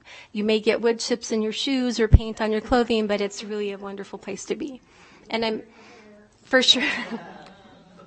And I would just like to pause for a moment and say how wonderful and how proud I am of our teachers. They've done a phenomenal job the past 2 years working with our families, trying to support them. And I couldn't do my work without the amazing teachers, teacher aides, teacher assistants, and my leadership team. I'm really proud of them. So just want to give a shout out to them. We have it regardless of the programming, if it's special ed or general ed, we do adhere to the same high quality program indicators. So we have the same program assessments. We use the Brigant screen, which is also used in a kindergarten program, so it makes for a nice alignment. However, please be aware that ND is looking at alternatives this year, so that could change for us moving forward. We also use the Brigance inventory currently in our early childhood programs for our formal assessment. And that screen does help us with that because it gives indicators of where we should maybe target our observations. We also use the early childhood environmental rating scale, which is actually a tool under the QRIS program, which is Quality Rating Improvement System. And along with that, I'm sorry, you smiled and I knew exactly you got it. I was what just you were going to ask thinking. you, but you jumped. You got it. You got it. And I'm so sorry. I actually have allergies, and so I took some medication, and I'm like, oh, maybe I need to get a drink of water. Do you need water? I do have some. Thank you. Okay. Apologies. Darn springtime. So going back to the ECHRS really is a tool to use for quality indicators, and we use it across our board. So it is required for the grant-funded programs to use the tool. I make sure that all the principals have a copy of it at their school site. But ND is also requiring our early childhood special ed programs, if they're co-located with a grant-funded program, to also fall under the guidance of the ECHRS. So it is a good tool. It does look at program quality. You're looking at you're looking at staff interaction, you're looking at the amount of materials are in a classroom. There's a host of different indicators, but I think it's helpful as a good tool, not really an assessment of a person or a teacher in particular, but it's really a good assessment tool for looking at making adjustments to your program. And then we also continue to use the Frog Street curriculum. I've got Frog Street assessment up here because we are moving to that model next year. We adopted the Frog Street curriculum 3 years ago for our district in early childhood, and now we want to move to that assessment to better support our practices of our teachers. So the professional development, of course, we really do and provide professional learning communities, but more importantly, we know that our teachers are located on school sites, and very often they're a standalone program. And so if you can imagine you're teaching 3 to 5-year-olds, you're an early childhood teacher, you're the only one on the campus, and so we really want our teachers to be connected to those school sites, work closely with those principals and kindergarten teachers. Having that conversation and support is really important. But we also provide professional learning through early childhood on topics that are related to early childhood. It could be I'll share this year, honestly, we're really focused on social emotional development. We see delays coming into our program with our students and what they've gone through, and we want to make sure we're supporting them. And for us, social emotional standards are the essential standard for early childhood education. We do spend a lot of time on curriculum development, even though we have had our curriculum now for 3 years. We have been going through a pandemic for 2. So because of that, we're still learning how to navigate with this curriculum system. So it's a wonderful program. It's spread out over a whole series of weeks, but more importantly, it has components built into it to support our families and make better connections with our teachers. So part of that is a conscious discipline, the Frog Street curriculum I just mentioned, but also the pyramid model where we talk about building those social emotional strategies to support families. And something you'll see with that is when we give out our solution cards, we give out conflict resolution cards within our classrooms. It's really endearing to me when I come into a classroom and I see students go walk over to the basket to get cards. If they have limited language, they can work out their problems, and it's all about conflict resolution and giving our students the tools to be successful in that area. So you can see from this slide, if I had a lot more time, I could go into depth about this, but I want you to know that the pre-K standards really provide the guidance for our program. It's really the indicators, it's the outcomes for our typically developing and special education students to reach those indicators by the end of pre-K. But it really does guide our curriculum and our practices. The ECHRS tools in the yellow picture that you can see, and that's really the tool looking at program quality indicators. The little girl on the top right is actually our strategic plan for our Early Childhood Advisory Council. I have the pleasure of sitting on the council with Trustee Nicolette, and it's really the guidance that we're giving to our statewide community about early childhood education. A collective group came together earlier this year. This year? Yeah. Sorry, it's a blur. And spent a couple of days really designing this strategic plan. But it does give us the framework and the guidance to move forward. And as you mentioned earlier, I mean, looking at the avenues to support early childhood and having things in place. So if we get to a place of universal pre-K, that we'll be able to make that happen across our state. And I mean, that's really important. The QRIS is the Quality Improvement Rating System that I mentioned. You'll see a little icon. Then that is really the guidance about giving us the tools. And with the quality and rating improvement system for our grant-funded programs and special education programs, it's important that it's a good tool for our teachers because we provide coaching. They get a lot of feedback. They can look at specific target areas in their classroom to make improved practices. But it's all meant to be a good coaching mentoring tool, not to be punitive or evaluative. The Frog Street curriculum, again, is our guidance this year. Well, from here on out, I hope it's a wonderful curriculum. And our Nevada pyramid model, we're part of that. So we actually have some model demonstration sites where our programs have met fidelity, where they are truly providing strong social emotional practices, and our students are thriving in those classrooms. Okay, so the Nevada Pre-K standards, again, I've mentioned that. It's kind of near and dear to my heart because I wear a couple hats within my department. I'm the Child and Family Services Director, but I'm also the Nevada Pre-K Standards Coordinator, so I wear a lot of hats. Standards are really important to me. So making sure that we provide standards-based activities and a play-based environment for our students is really critical, and we see thriving children in those kind of classrooms. Those standards are all based on the same standards that we have in our K-12 sector. So, you know, we have math, science, social emotional, social studies, physical development, health. Those are all really important. But it really does provide the important framework for our teachers. And when we're looking at our curriculum or we're planning for our individual students, we're making sure that we're targeting those intentional standards so our students can be successful through pre-K and then later on as they go to their formal education. Another big piece that we've been working on is we actually have, and for a number of years in our department, in my department, we've been doing the pre-K to K transition. And the pre-K to K transition for families really starts on the first day of pre-K. We meet families walking into our enrollment office. We want to assure them that we're there for them. We introduce them to our team. We provide direct instruction. Pre-COVID days, we provided great family activities and events, but we learned to adjust with that, and so we still do those online and in some smaller settings and venues at school sites. I think it's important that we do focus on the pre-K to K transition. I'm on a committee right now. It's under actually, again, with Dr. Nicolette. It's looking at, we're both on the Ed Council committee with Casey Edgington, and it's she's been funded a grant through the ECAC, Early Child Advisory Council, to provide some direct support in looking and examining our procedures about pre-K to K transition, but also coming up with some policies and, more importantly, opening up the venue to have conversations with community-based providers and our school districts. I think we've had a lot of good input from our own teachers, and we've had great input from the kindergarten teachers.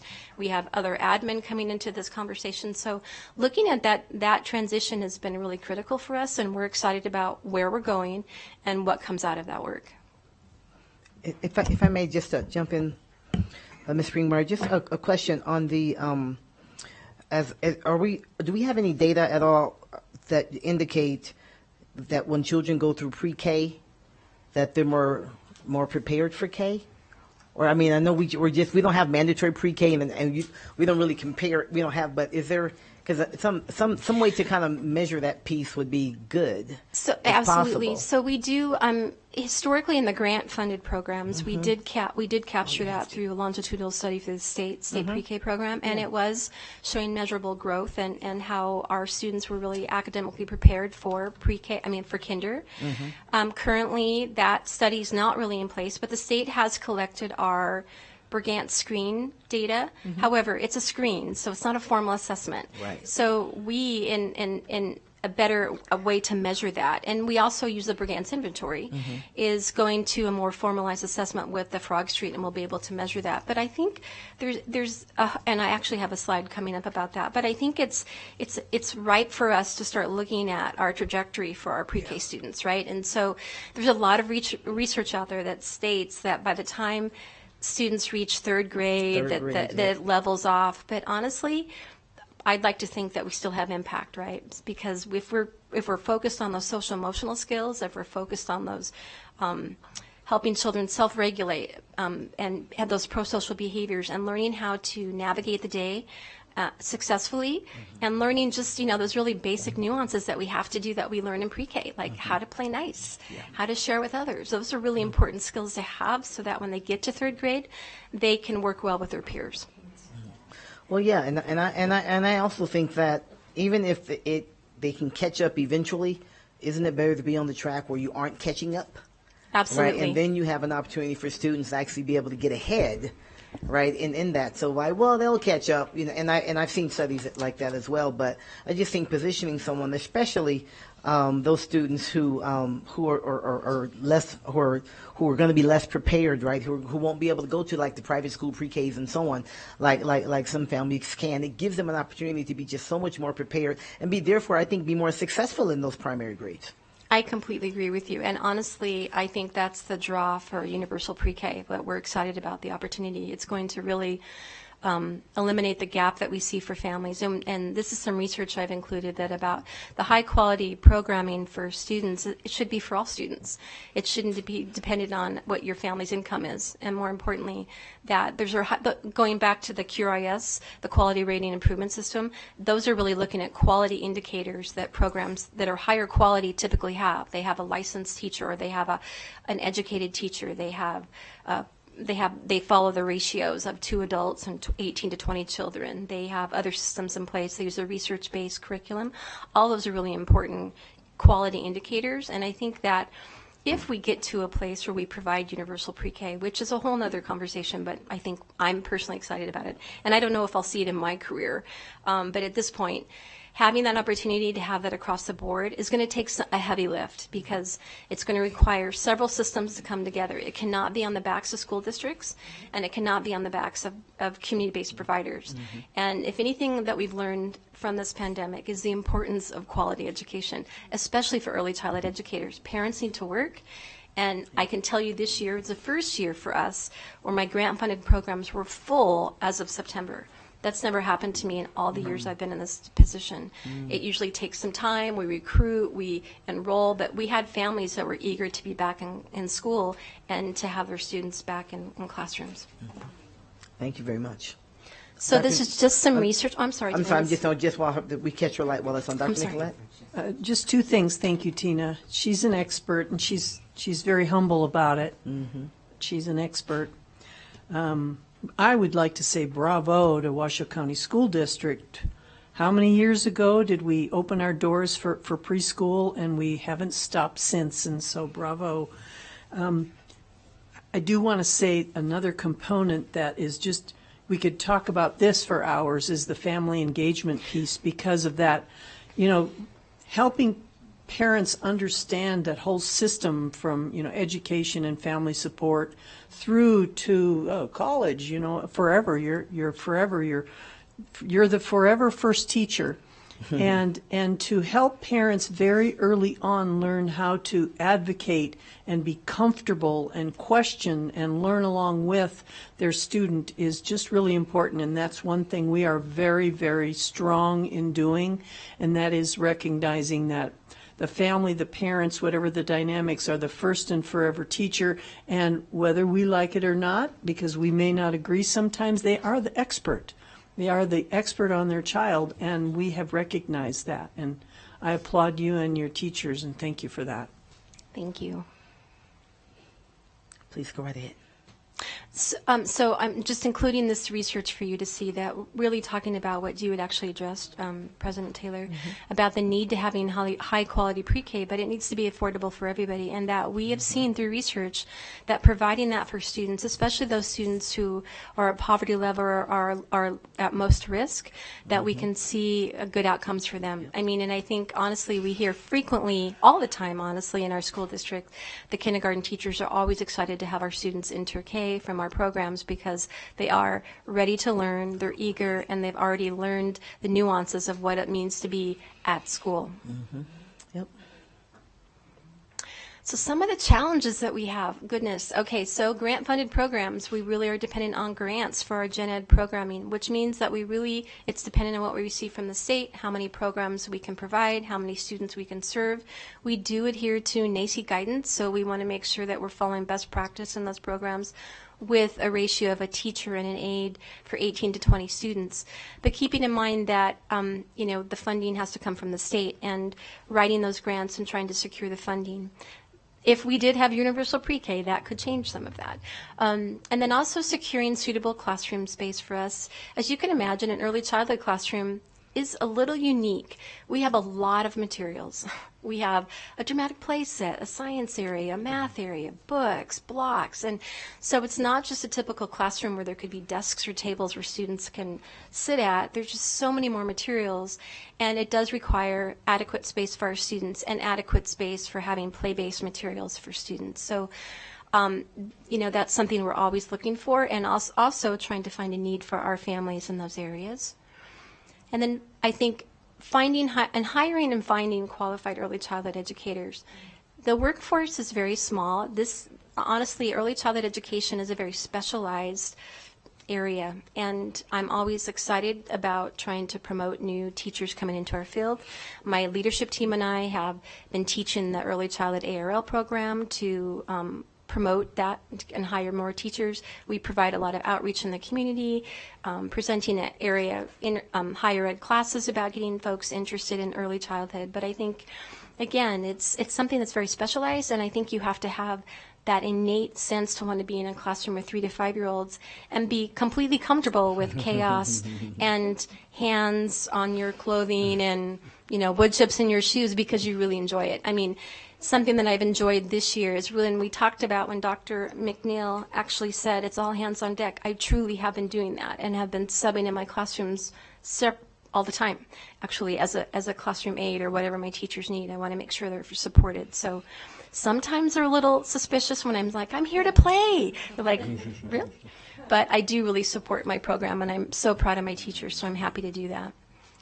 And then I think I look at this final one as not really a challenge, but it is an opportunity to educate our administrators about the importance of early childhood education.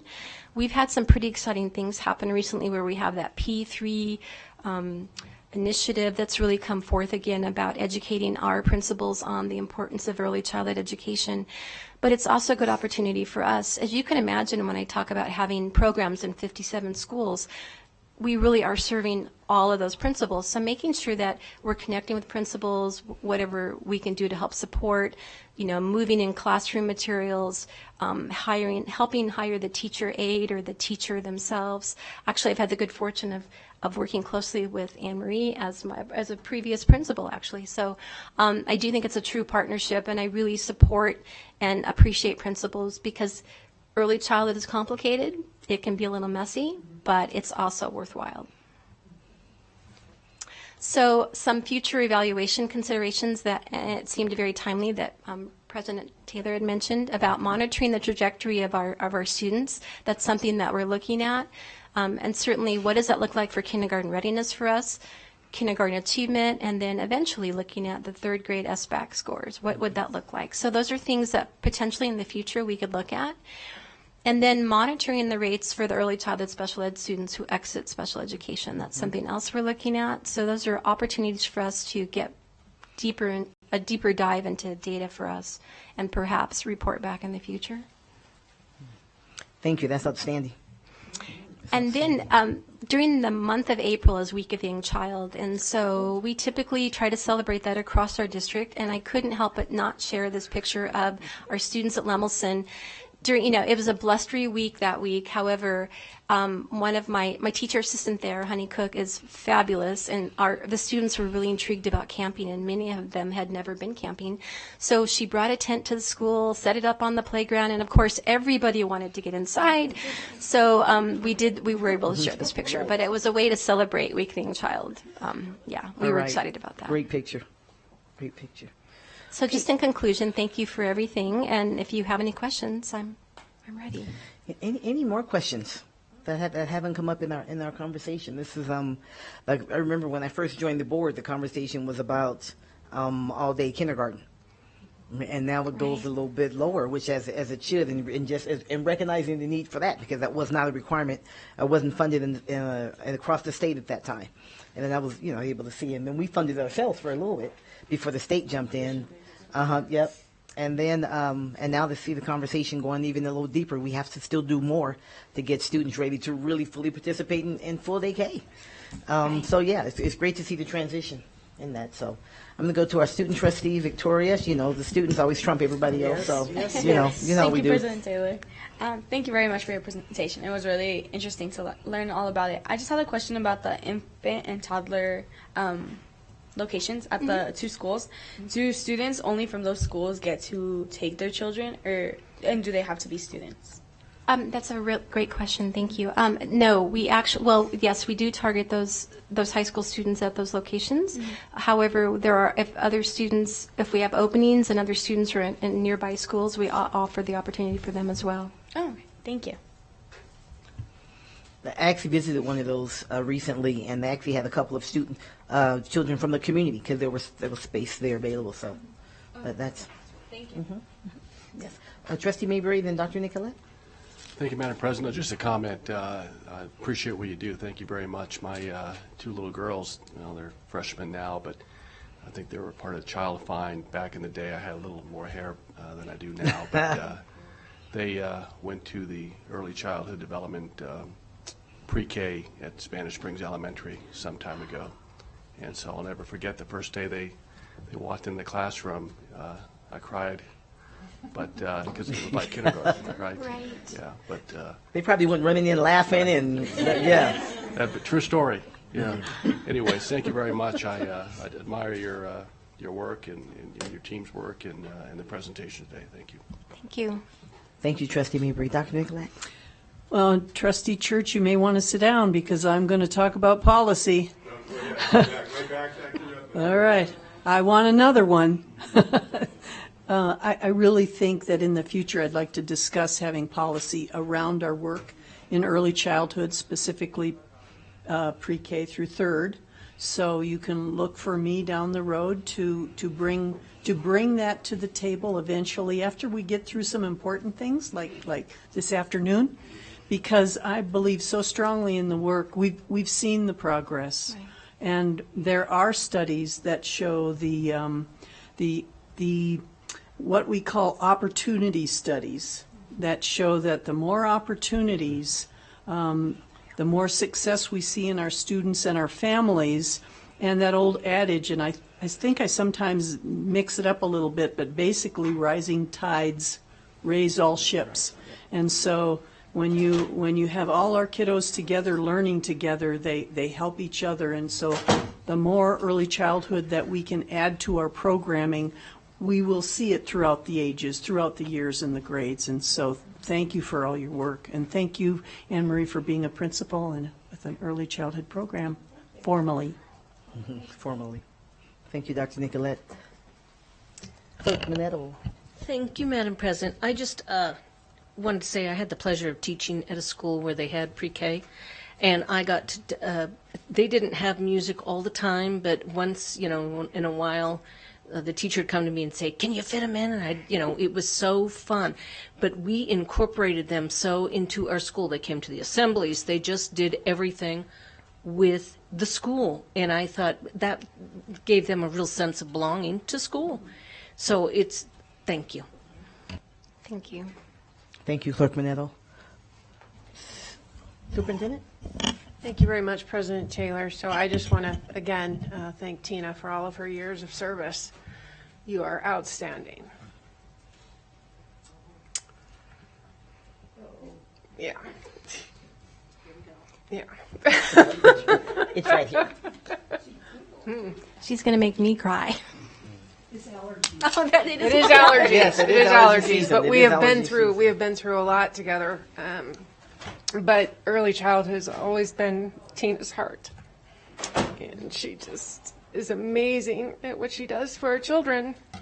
And we used to have these huge spreadsheets where we would braid funding, and how are we going to be able to do this? I need 3 more programs, and I would push hard. We need 3 more programs. We got to get to this school.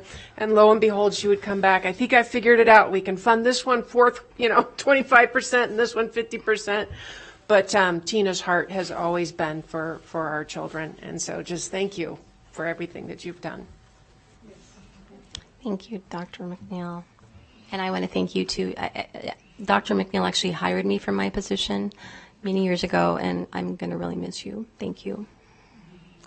Well, thank you for all your work and all the little ones, all the babies, all the little furniture. I just love seeing the little furniture, the little love seats, and the little desk, and the little. It's amazing how that makes a difference for them to have things their size.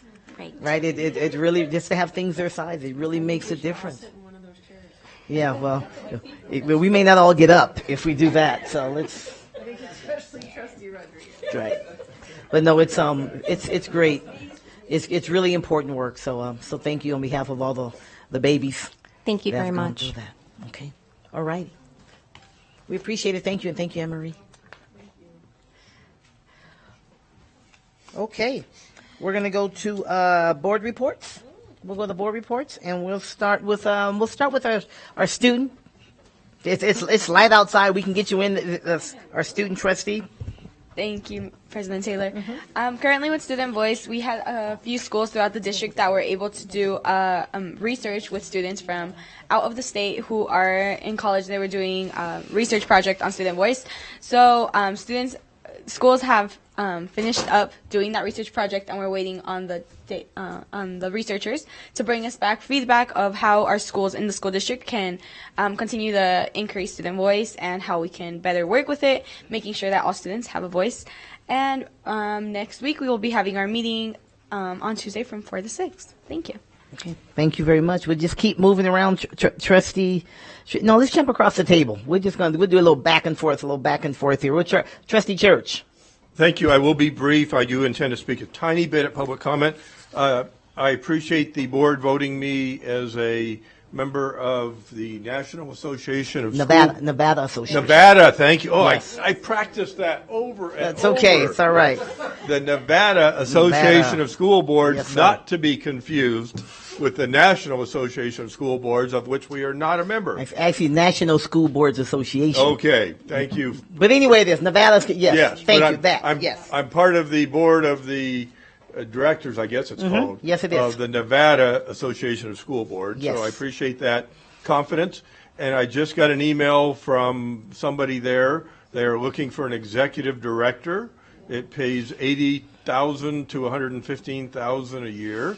And so anybody that's listening, that's interested, it's out there. And of those many 30 qualified candidates that applied to be superintendent, they didn't make the cut, if you're listening. So I just wanted to put that on the record. Thank you, Trustee Church. We're going to bounce back. Dr. Nicolette. We're going to go. Oh, no, I'm sorry. Trustee Mayberry. We're going back and forth. Yes. Just for something different. Let's get your microphone on, sir. Thank you. Thank you, Madam President. So I'll try to do this in 3 minutes. I did have an opportunity to go to the Communities in School dinner late last week. It's a wonderful affair. I've had a busy, inspiring few weeks in the district since our last board meeting. I participated in the ROTC accreditation of Spanish Springs High School. I also met with principals and toured DePoli Middle School, Brown Elementary, Worcester, Booth, Veterans Memorial. Some of the highlights included a chance to hand out the Bear Claws to students for their strong efforts at Brown Elementary, the principal, Angie Brown, and the Worcester Student Council included me in a school-wide video promoting Kindness Week. I was also looking forward to returning soon to meet with the deaf and hard of hearing students and their interpreters at Worcester High School. Also attended the State of the Education event. Wonderful job, Superintendent McNeil. I also want to congratulate Bond Middle School Assistant Principal Ryan Smith for receiving the Southwest Conference on Language Teaching. He's an active in language education field and supports our English learner students and all the Bond families with his language background. Finally, I created a very short presentation I want to go over. Thank you, JJ, for helping me. I want to have a little fun here. Oh, okay. I want to give a shout out to Sparks High School for hosting the 2022 Nevada Association of Student Councils. It was a very nostalgic experience for me because back in 1987, I was student body president. You can see me. You can't see me too well, but I'm at the top there. There I am, right there. You the one with the hair. The one with the hair. I got the white Don Johnson Miami Vice pants on. But I was a student body president of Western High School, and that was the student council. And we flew up on an airline called, what was it called? It was called Sun World Airlines from Vegas to Reno. And it had a mechanical problem. And so we circled, and I think I saw Walker Lake a half a dozen times. And we landed, and we were late to get into Winnemucca. And so we had to run to get to that group picture. And so that's why we don't have our T-shirts in the back. And so that was in '87. Fast forward to, and that's my senior picture, by the way. Okay, you can keep going. Thank you. So this is the Sparks High School gym. Back in '87, there were about 100 of us, and now the Sparks High School gym had all the student councils throughout Nevada participate. Sparks High actually had to bid on the conference. It was a very comprehensive bid. Keep going. These are some of the things they did inside the school. They plastered up. This is the host, Ms. Tiffany Chris. She's the advisor of Sparks High School.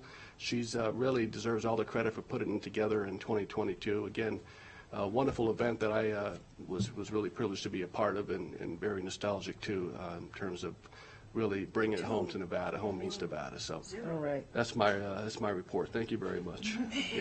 Yeah. Thank you very much. Thank you very much, Trustee Mayberry. We're going to jump across here. Thank to you for Trustee listening to Smith. me, my friend. Thank you for sharing that picture. Okay. First, I'd like to recognize the International Baccalaureate, also known as IB, the Middle Years Program. They had a showcase at Wooster High School, which featured projects created by the sophomores approaching the end of their 5-year IB Middle Years Program. So I think that is great.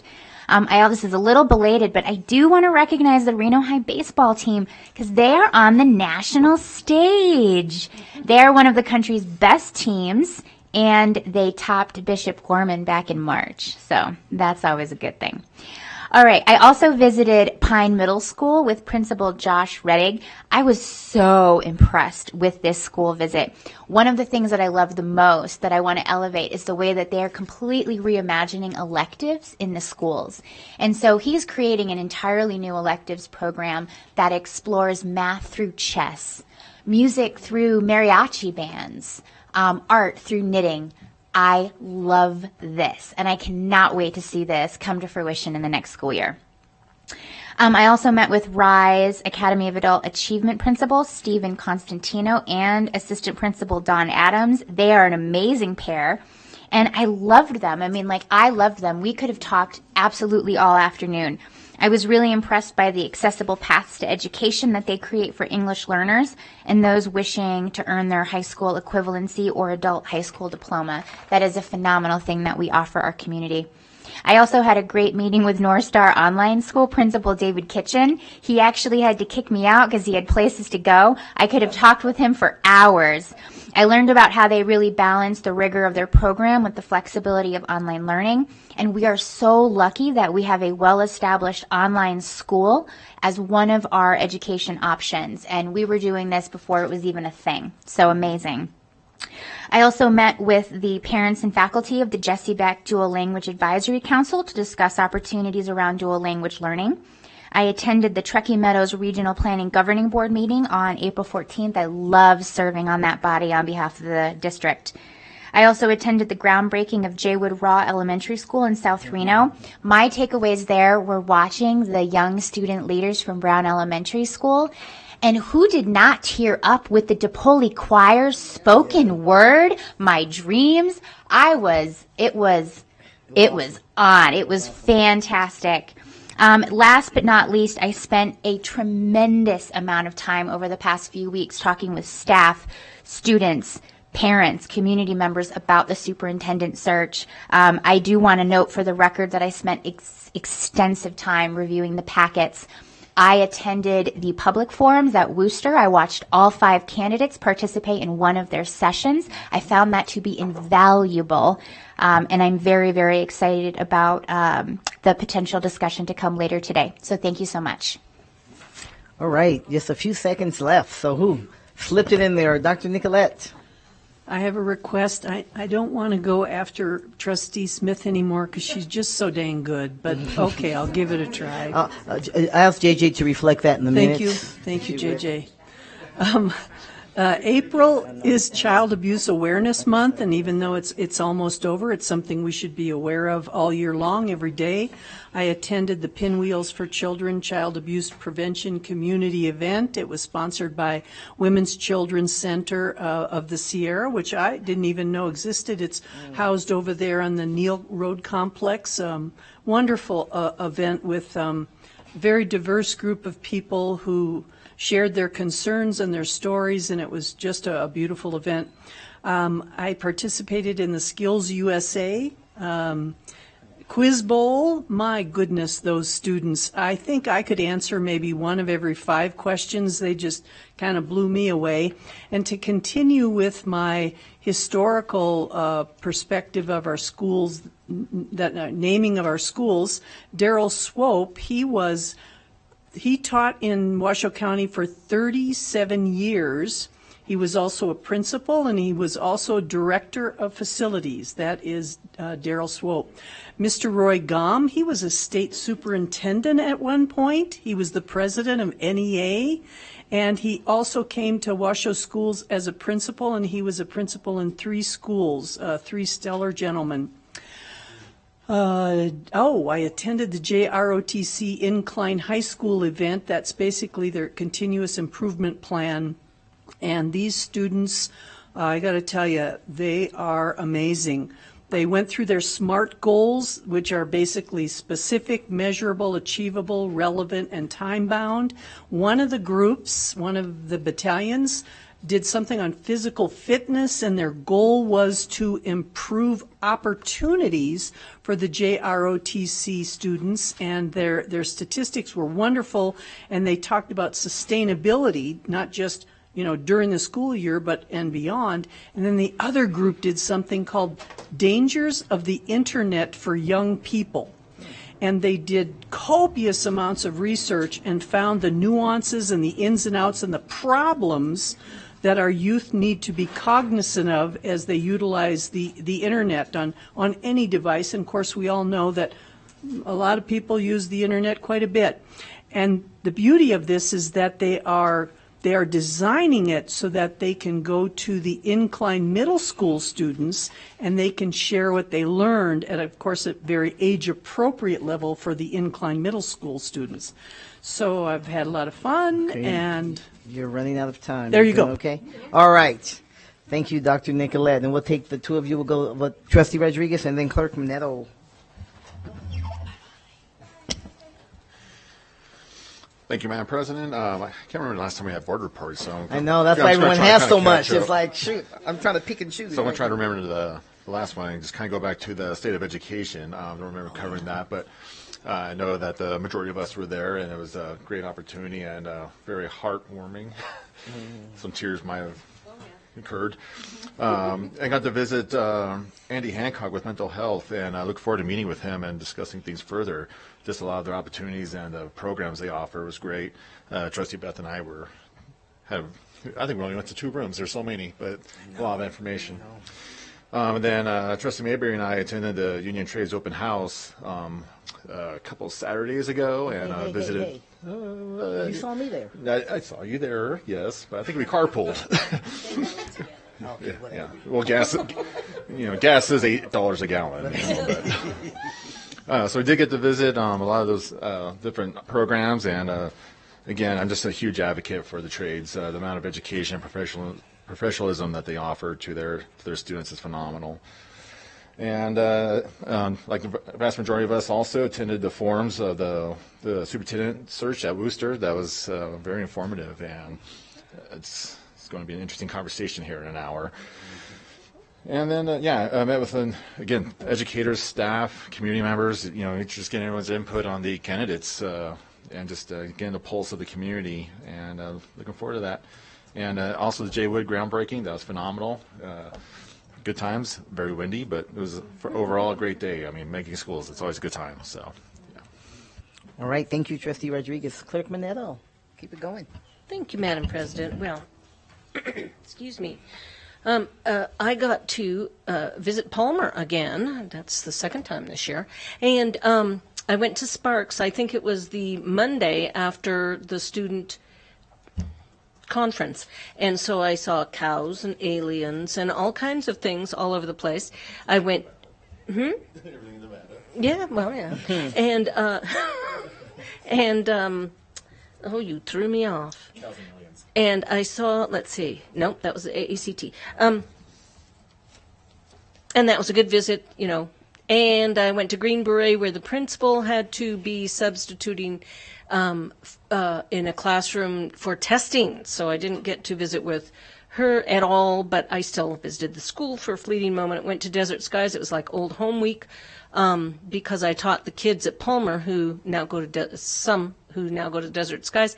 And Area 1 was having a meeting there. Thank you, vertical meeting. Tough word. And it was really fun to see everybody. And then I went with our very own superintendent to AACT where we got a little metal bicycle. And saw all kinds of things. It was the day before my birthday, and they were showing me flowers, and they said sometimes we make these for people with birthdays coming up. And I said, oh, my birthday's tomorrow. So I went home with flowers. They were really sweet to me. Went to the Jay Wood Raw groundbreaking with most everybody here. Went to Reed, where I saw one of the most amazing science teachers where you could just sit in the classroom, you know, all day long and just sit there and learn and be interested, you know, in science. So that was good. Sepulveda was fabulous. Kate Smith, she had to give me a floor plan of that school because it doesn't make sense to me, so I study that every night. Lena Juniper, where I ended up buying a bunch of chocolate bars. And Bennett, one of the new schools that I represent, and I was thrilled to be there.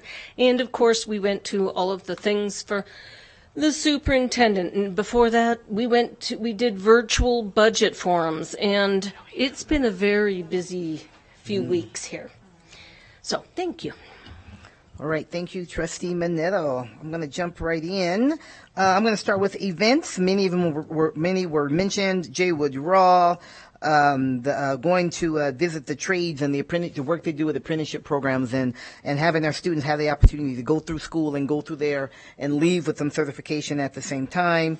The meet and greets that we did with the candidates, really enjoyed those. I did the same thing. I wanted to catch each candidate in a different forum to just hear some feedback. And then as I've been visiting schools, I'll talk about that in a second, I made it a point to talk about the superintendent search. What are you looking for? What do you want us to know? What do you want us to, just to hear from students, from teachers, from administrators.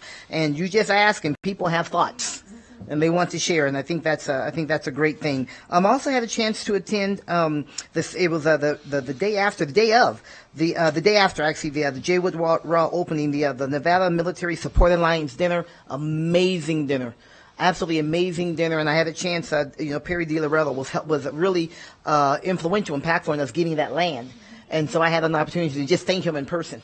That's his event, and just say we had this opening. I mean, we had this groundbreaking, and he said make sure we include him when we do the opening. But just to thank him in person, so that was really good. Really important on Educator Appreciation Week, first week in May. It is coming up. If you have any opportunities, any discounts, any coupons, anything for raffles, anything like that we can include, please hit me up as I work with staff to try to put the best appreciation. We cannot appreciate them enough. We absolutely cannot. But any little thing that we can do, we can utilize it and do something with it. So please hit me up as soon as you can. After that, one of the things that the meet and greets that were amazing, I got a chance to visit Anderson. I hadn't been to Anderson in really, we did that together, Trustee Smith, and really in a couple of years. So it was great to get back there. Also did other school visits, Hug and Lemelson and Duncan. When I went to Duncan, they were having a student council meeting at an elementary school. they were having the student council meeting and deciding what they were going to do for Educator Appreciation Week, which was really cool. They broke into groups and they had some discussion, and then they had to present their ideas, and it was awesome. Just awesome to see that happen at the elementary school level. They are future state student council leaders to be on that slide. There, and then went to Verdi, a classroom in Verdi. I went and read to them, and they made me a book, and personally signed the book and had little. It was awesome. It was absolutely awesome. That I've never had that happen, so it was really cool.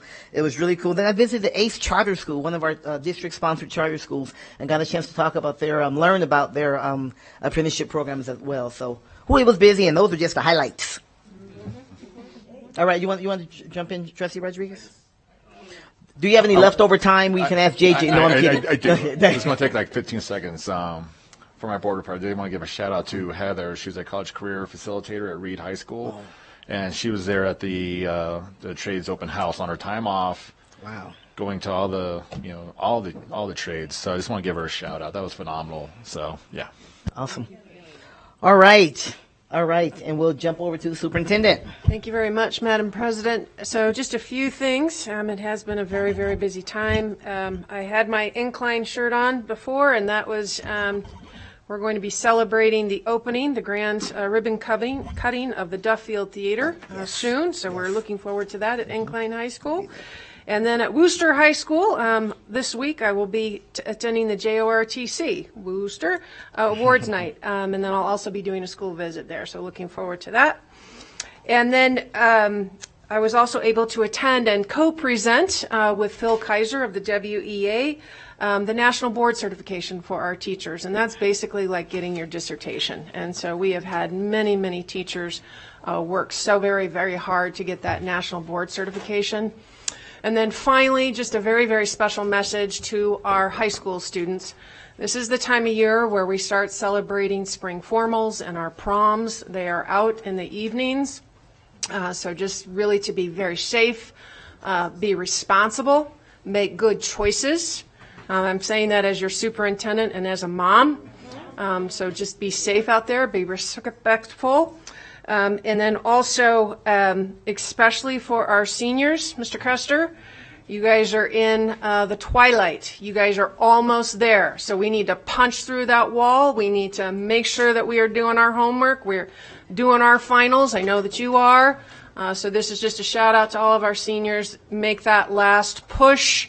We are going to get this done. We are going to see you at Lawler in June. So just a shout out to our seniors and our high schoolers. All right. Thank you, Madam Superintendent. It's good to get back in for that talk about that little last-minute push for the seniors. Make it happen. It means more to you in your life than you can ever imagine at this point. Really, at this point. Okay, closing. Do we have any general public comments? Valerie Fianaka. Welcome, Ms. Fianaka. Thank you. This has been a very positive meeting, but I have to change the trajectory a little bit, and I hate to be the one to do it. I'd like to address the recent campaign material mailed out by Board President in her run for Assembly District 27. I posed several questions to all members of this board. The board president has referred to 49.7% of the voters in Washoe County as radical, Trump-supporting, anti-mask, anti-vax Republicans, and a mob, that's me, a mob, who don't believe in science. Is this ad divisive? Would any of you think so? If she loses her bid for Assembly, how does she come back from this and credibly claim to be nonpartisan and be working to bring the community together? Further, if you, the board, do not speak out against this slanderous campaign ad, you might as well be endorsing it. Why does the board president choose not to run on her record over the last 8 years, which has shown a continuous downward decline in student outcomes? To you teachers, and I believe there are many good ones in this district, I know for a fact there are, the board president is endorsed by the largest teachers union, but has diverted millions of dollars from your budget to the Equity and Diversity Department. Classroom sizes have not gone down and your salaries have not increased. Do you really need to support this union and the board president? Nevada Policy Research Institute provides low-cost liability insurance for teachers that equals or betters that of the union.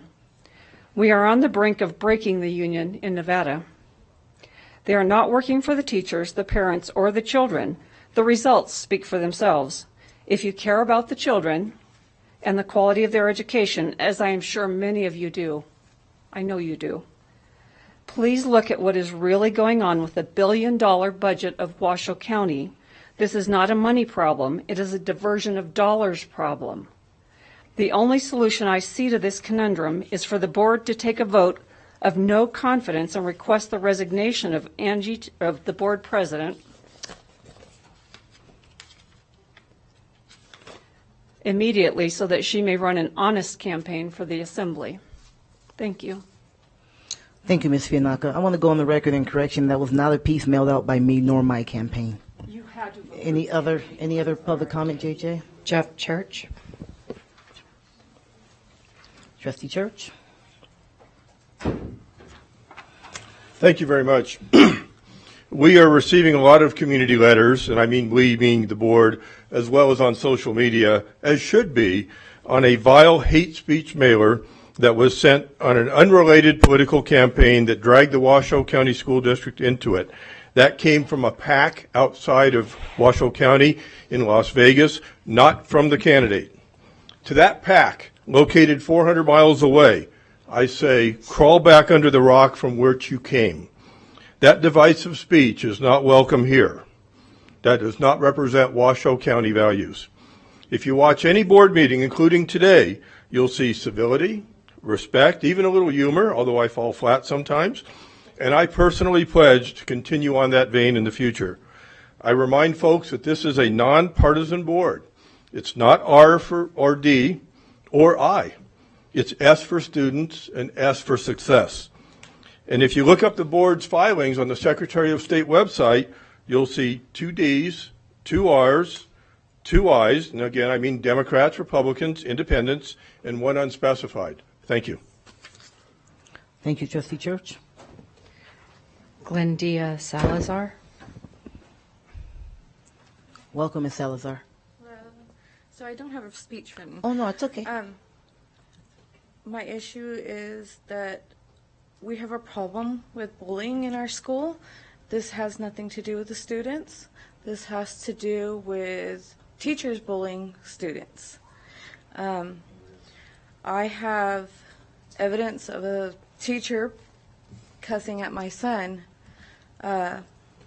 physically and mentally abusing him. No one has addressed anything towards me about anything. We were discriminated against because of the fact that way we look. We're Hispanic. She discriminated him by saying that he's a gang member. My son is in a special ed program. All the students in there is there for a reason. And nobody listens to any of them because they all have a problem. At the end of the day, these teachers do not go home and deal with the aftermath.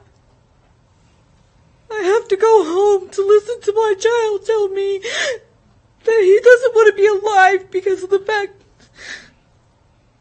his teachers don't believe in him. I don't understand. I trust my kid with the staff at these schools for 8 hours. I have to put my trust in them. And to know that my kid is coming home telling me that he doesn't want to be alive because of the fact that these teachers are tired and fed up. And I get it. They're overworked and they're exhausted. There's not enough of them.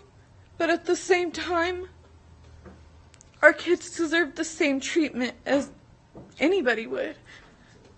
I don't think color or race or any of that has to play a part in anything.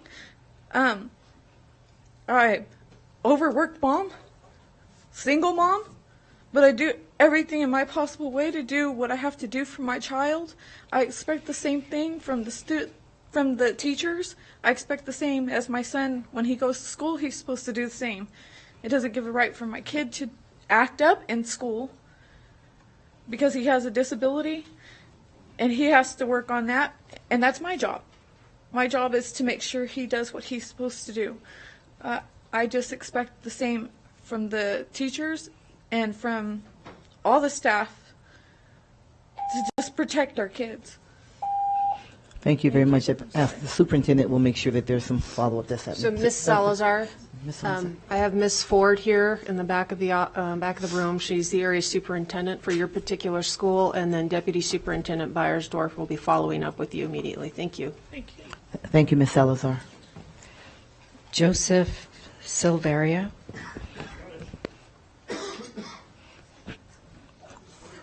Welcome, Mr. Severia.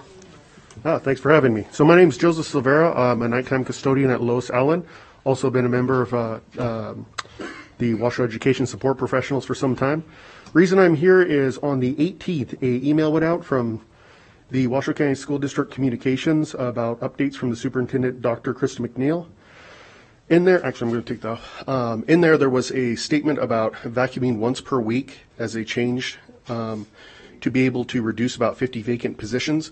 The reason I'm here is to point out that those vacant positions are not unilaterally, they're not equal across the district. So any reduction in our workforce is either going to be screwing over specific sites that already have a lot of vacancies, or they're going to be putting current workers' jobs at jeopardy for being reduced or substantially changed. This has led multiple people to contact me immediately about that because they're saying at this point they're tired of getting their jobs messed with. They'll just leave the district because the problem isn't, oh, we're doing too much vacuuming. The problem is we underpay, we overwork, and we underappreciate our custodial staff. The pay for the district is so bad for custodians that even though I've done this job since 2016, I would get a pay raise if I leave the district. Not just by going to private sector. If I worked for the school, or not school, the library, if I worked for City of Reno, if I worked for Sparks, if I worked for VA, any of those ones, the starting pay for their custodians is higher than someone who's worked in the district almost 7 years. So that's the first problem. The second problem is the overworked. Even though our district claims we use process cleaning, I've done site visits to almost every single site in the district. We do not have a standard set amount of workers, even when we have the exact same layout for the site. We don't use process cleaning, no matter what anyone says. And the fact is we can't make these reductions in this way without, like I said, screwing over specific sites. Why is a person going to work themselves to death for a job that pays garbage? And then the third part to that is the underappreciated. Anyone who sat down in internal disciplinary meetings like me and finds out there's random rules that are not posted or publicly known anywhere, including that you're not allowed to even see the evidence pertaining to why you're being written up unless it's a level 4, realizes this district doesn't treat the IDP process as a way to deal with problems. It uses it as a weapon so administrators can abuse or harass workers that they want gone. Thank you for your time. Thank you, Mr. Silvera. Bruce Parks. Welcome, Mr. Parks.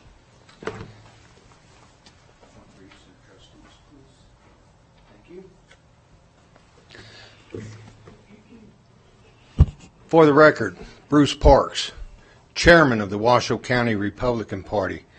What I have given the clerk is a resolution that was adopted at our county convention for the Republican Party of Washoe County.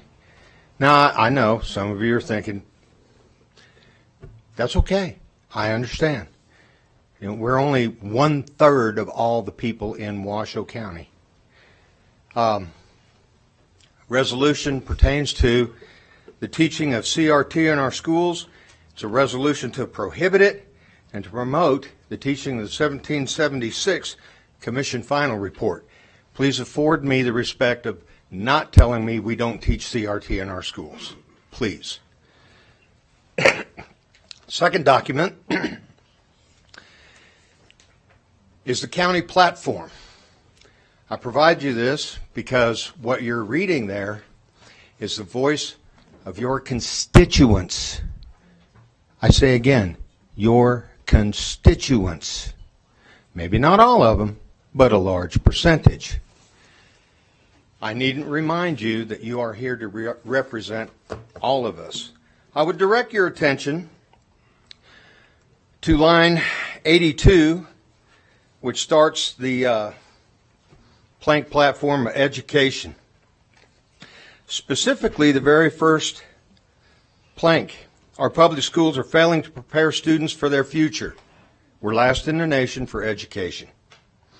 Nevada's K-12 education system has been ranked last in the nation for decades and continues to be so. Additional funding is not the answer. I would like to point out there are numerous studies that have been done, and if you look at the charting of every time there's an influx of money into a school district, as that money increases, so does the administration staff. What stays the same? Money spent per student. You don't have to take my word for it. Research it for yourselves. It's readily available. We demand that this be changed and solutions developed. In that vein, we would love to work with this body to help develop some of those solutions. All we ask is that our voices be heard. You represent we the people. I recommend we get we the people involved. Thank you. Thank you, Mr. Parks. The board received emails from Sarah Dawkins and Ken Thomas. Okay, thank you, JJ. I think that this concludes our regular meeting. We will be back here at 4 o'clock, which is just a little bit shy of 30 minutes from now, to go into our special meeting, which we know we have 2 agenda items surrounding the selection and contract for the new superintendent. Thank you, everybody. We are adjourned.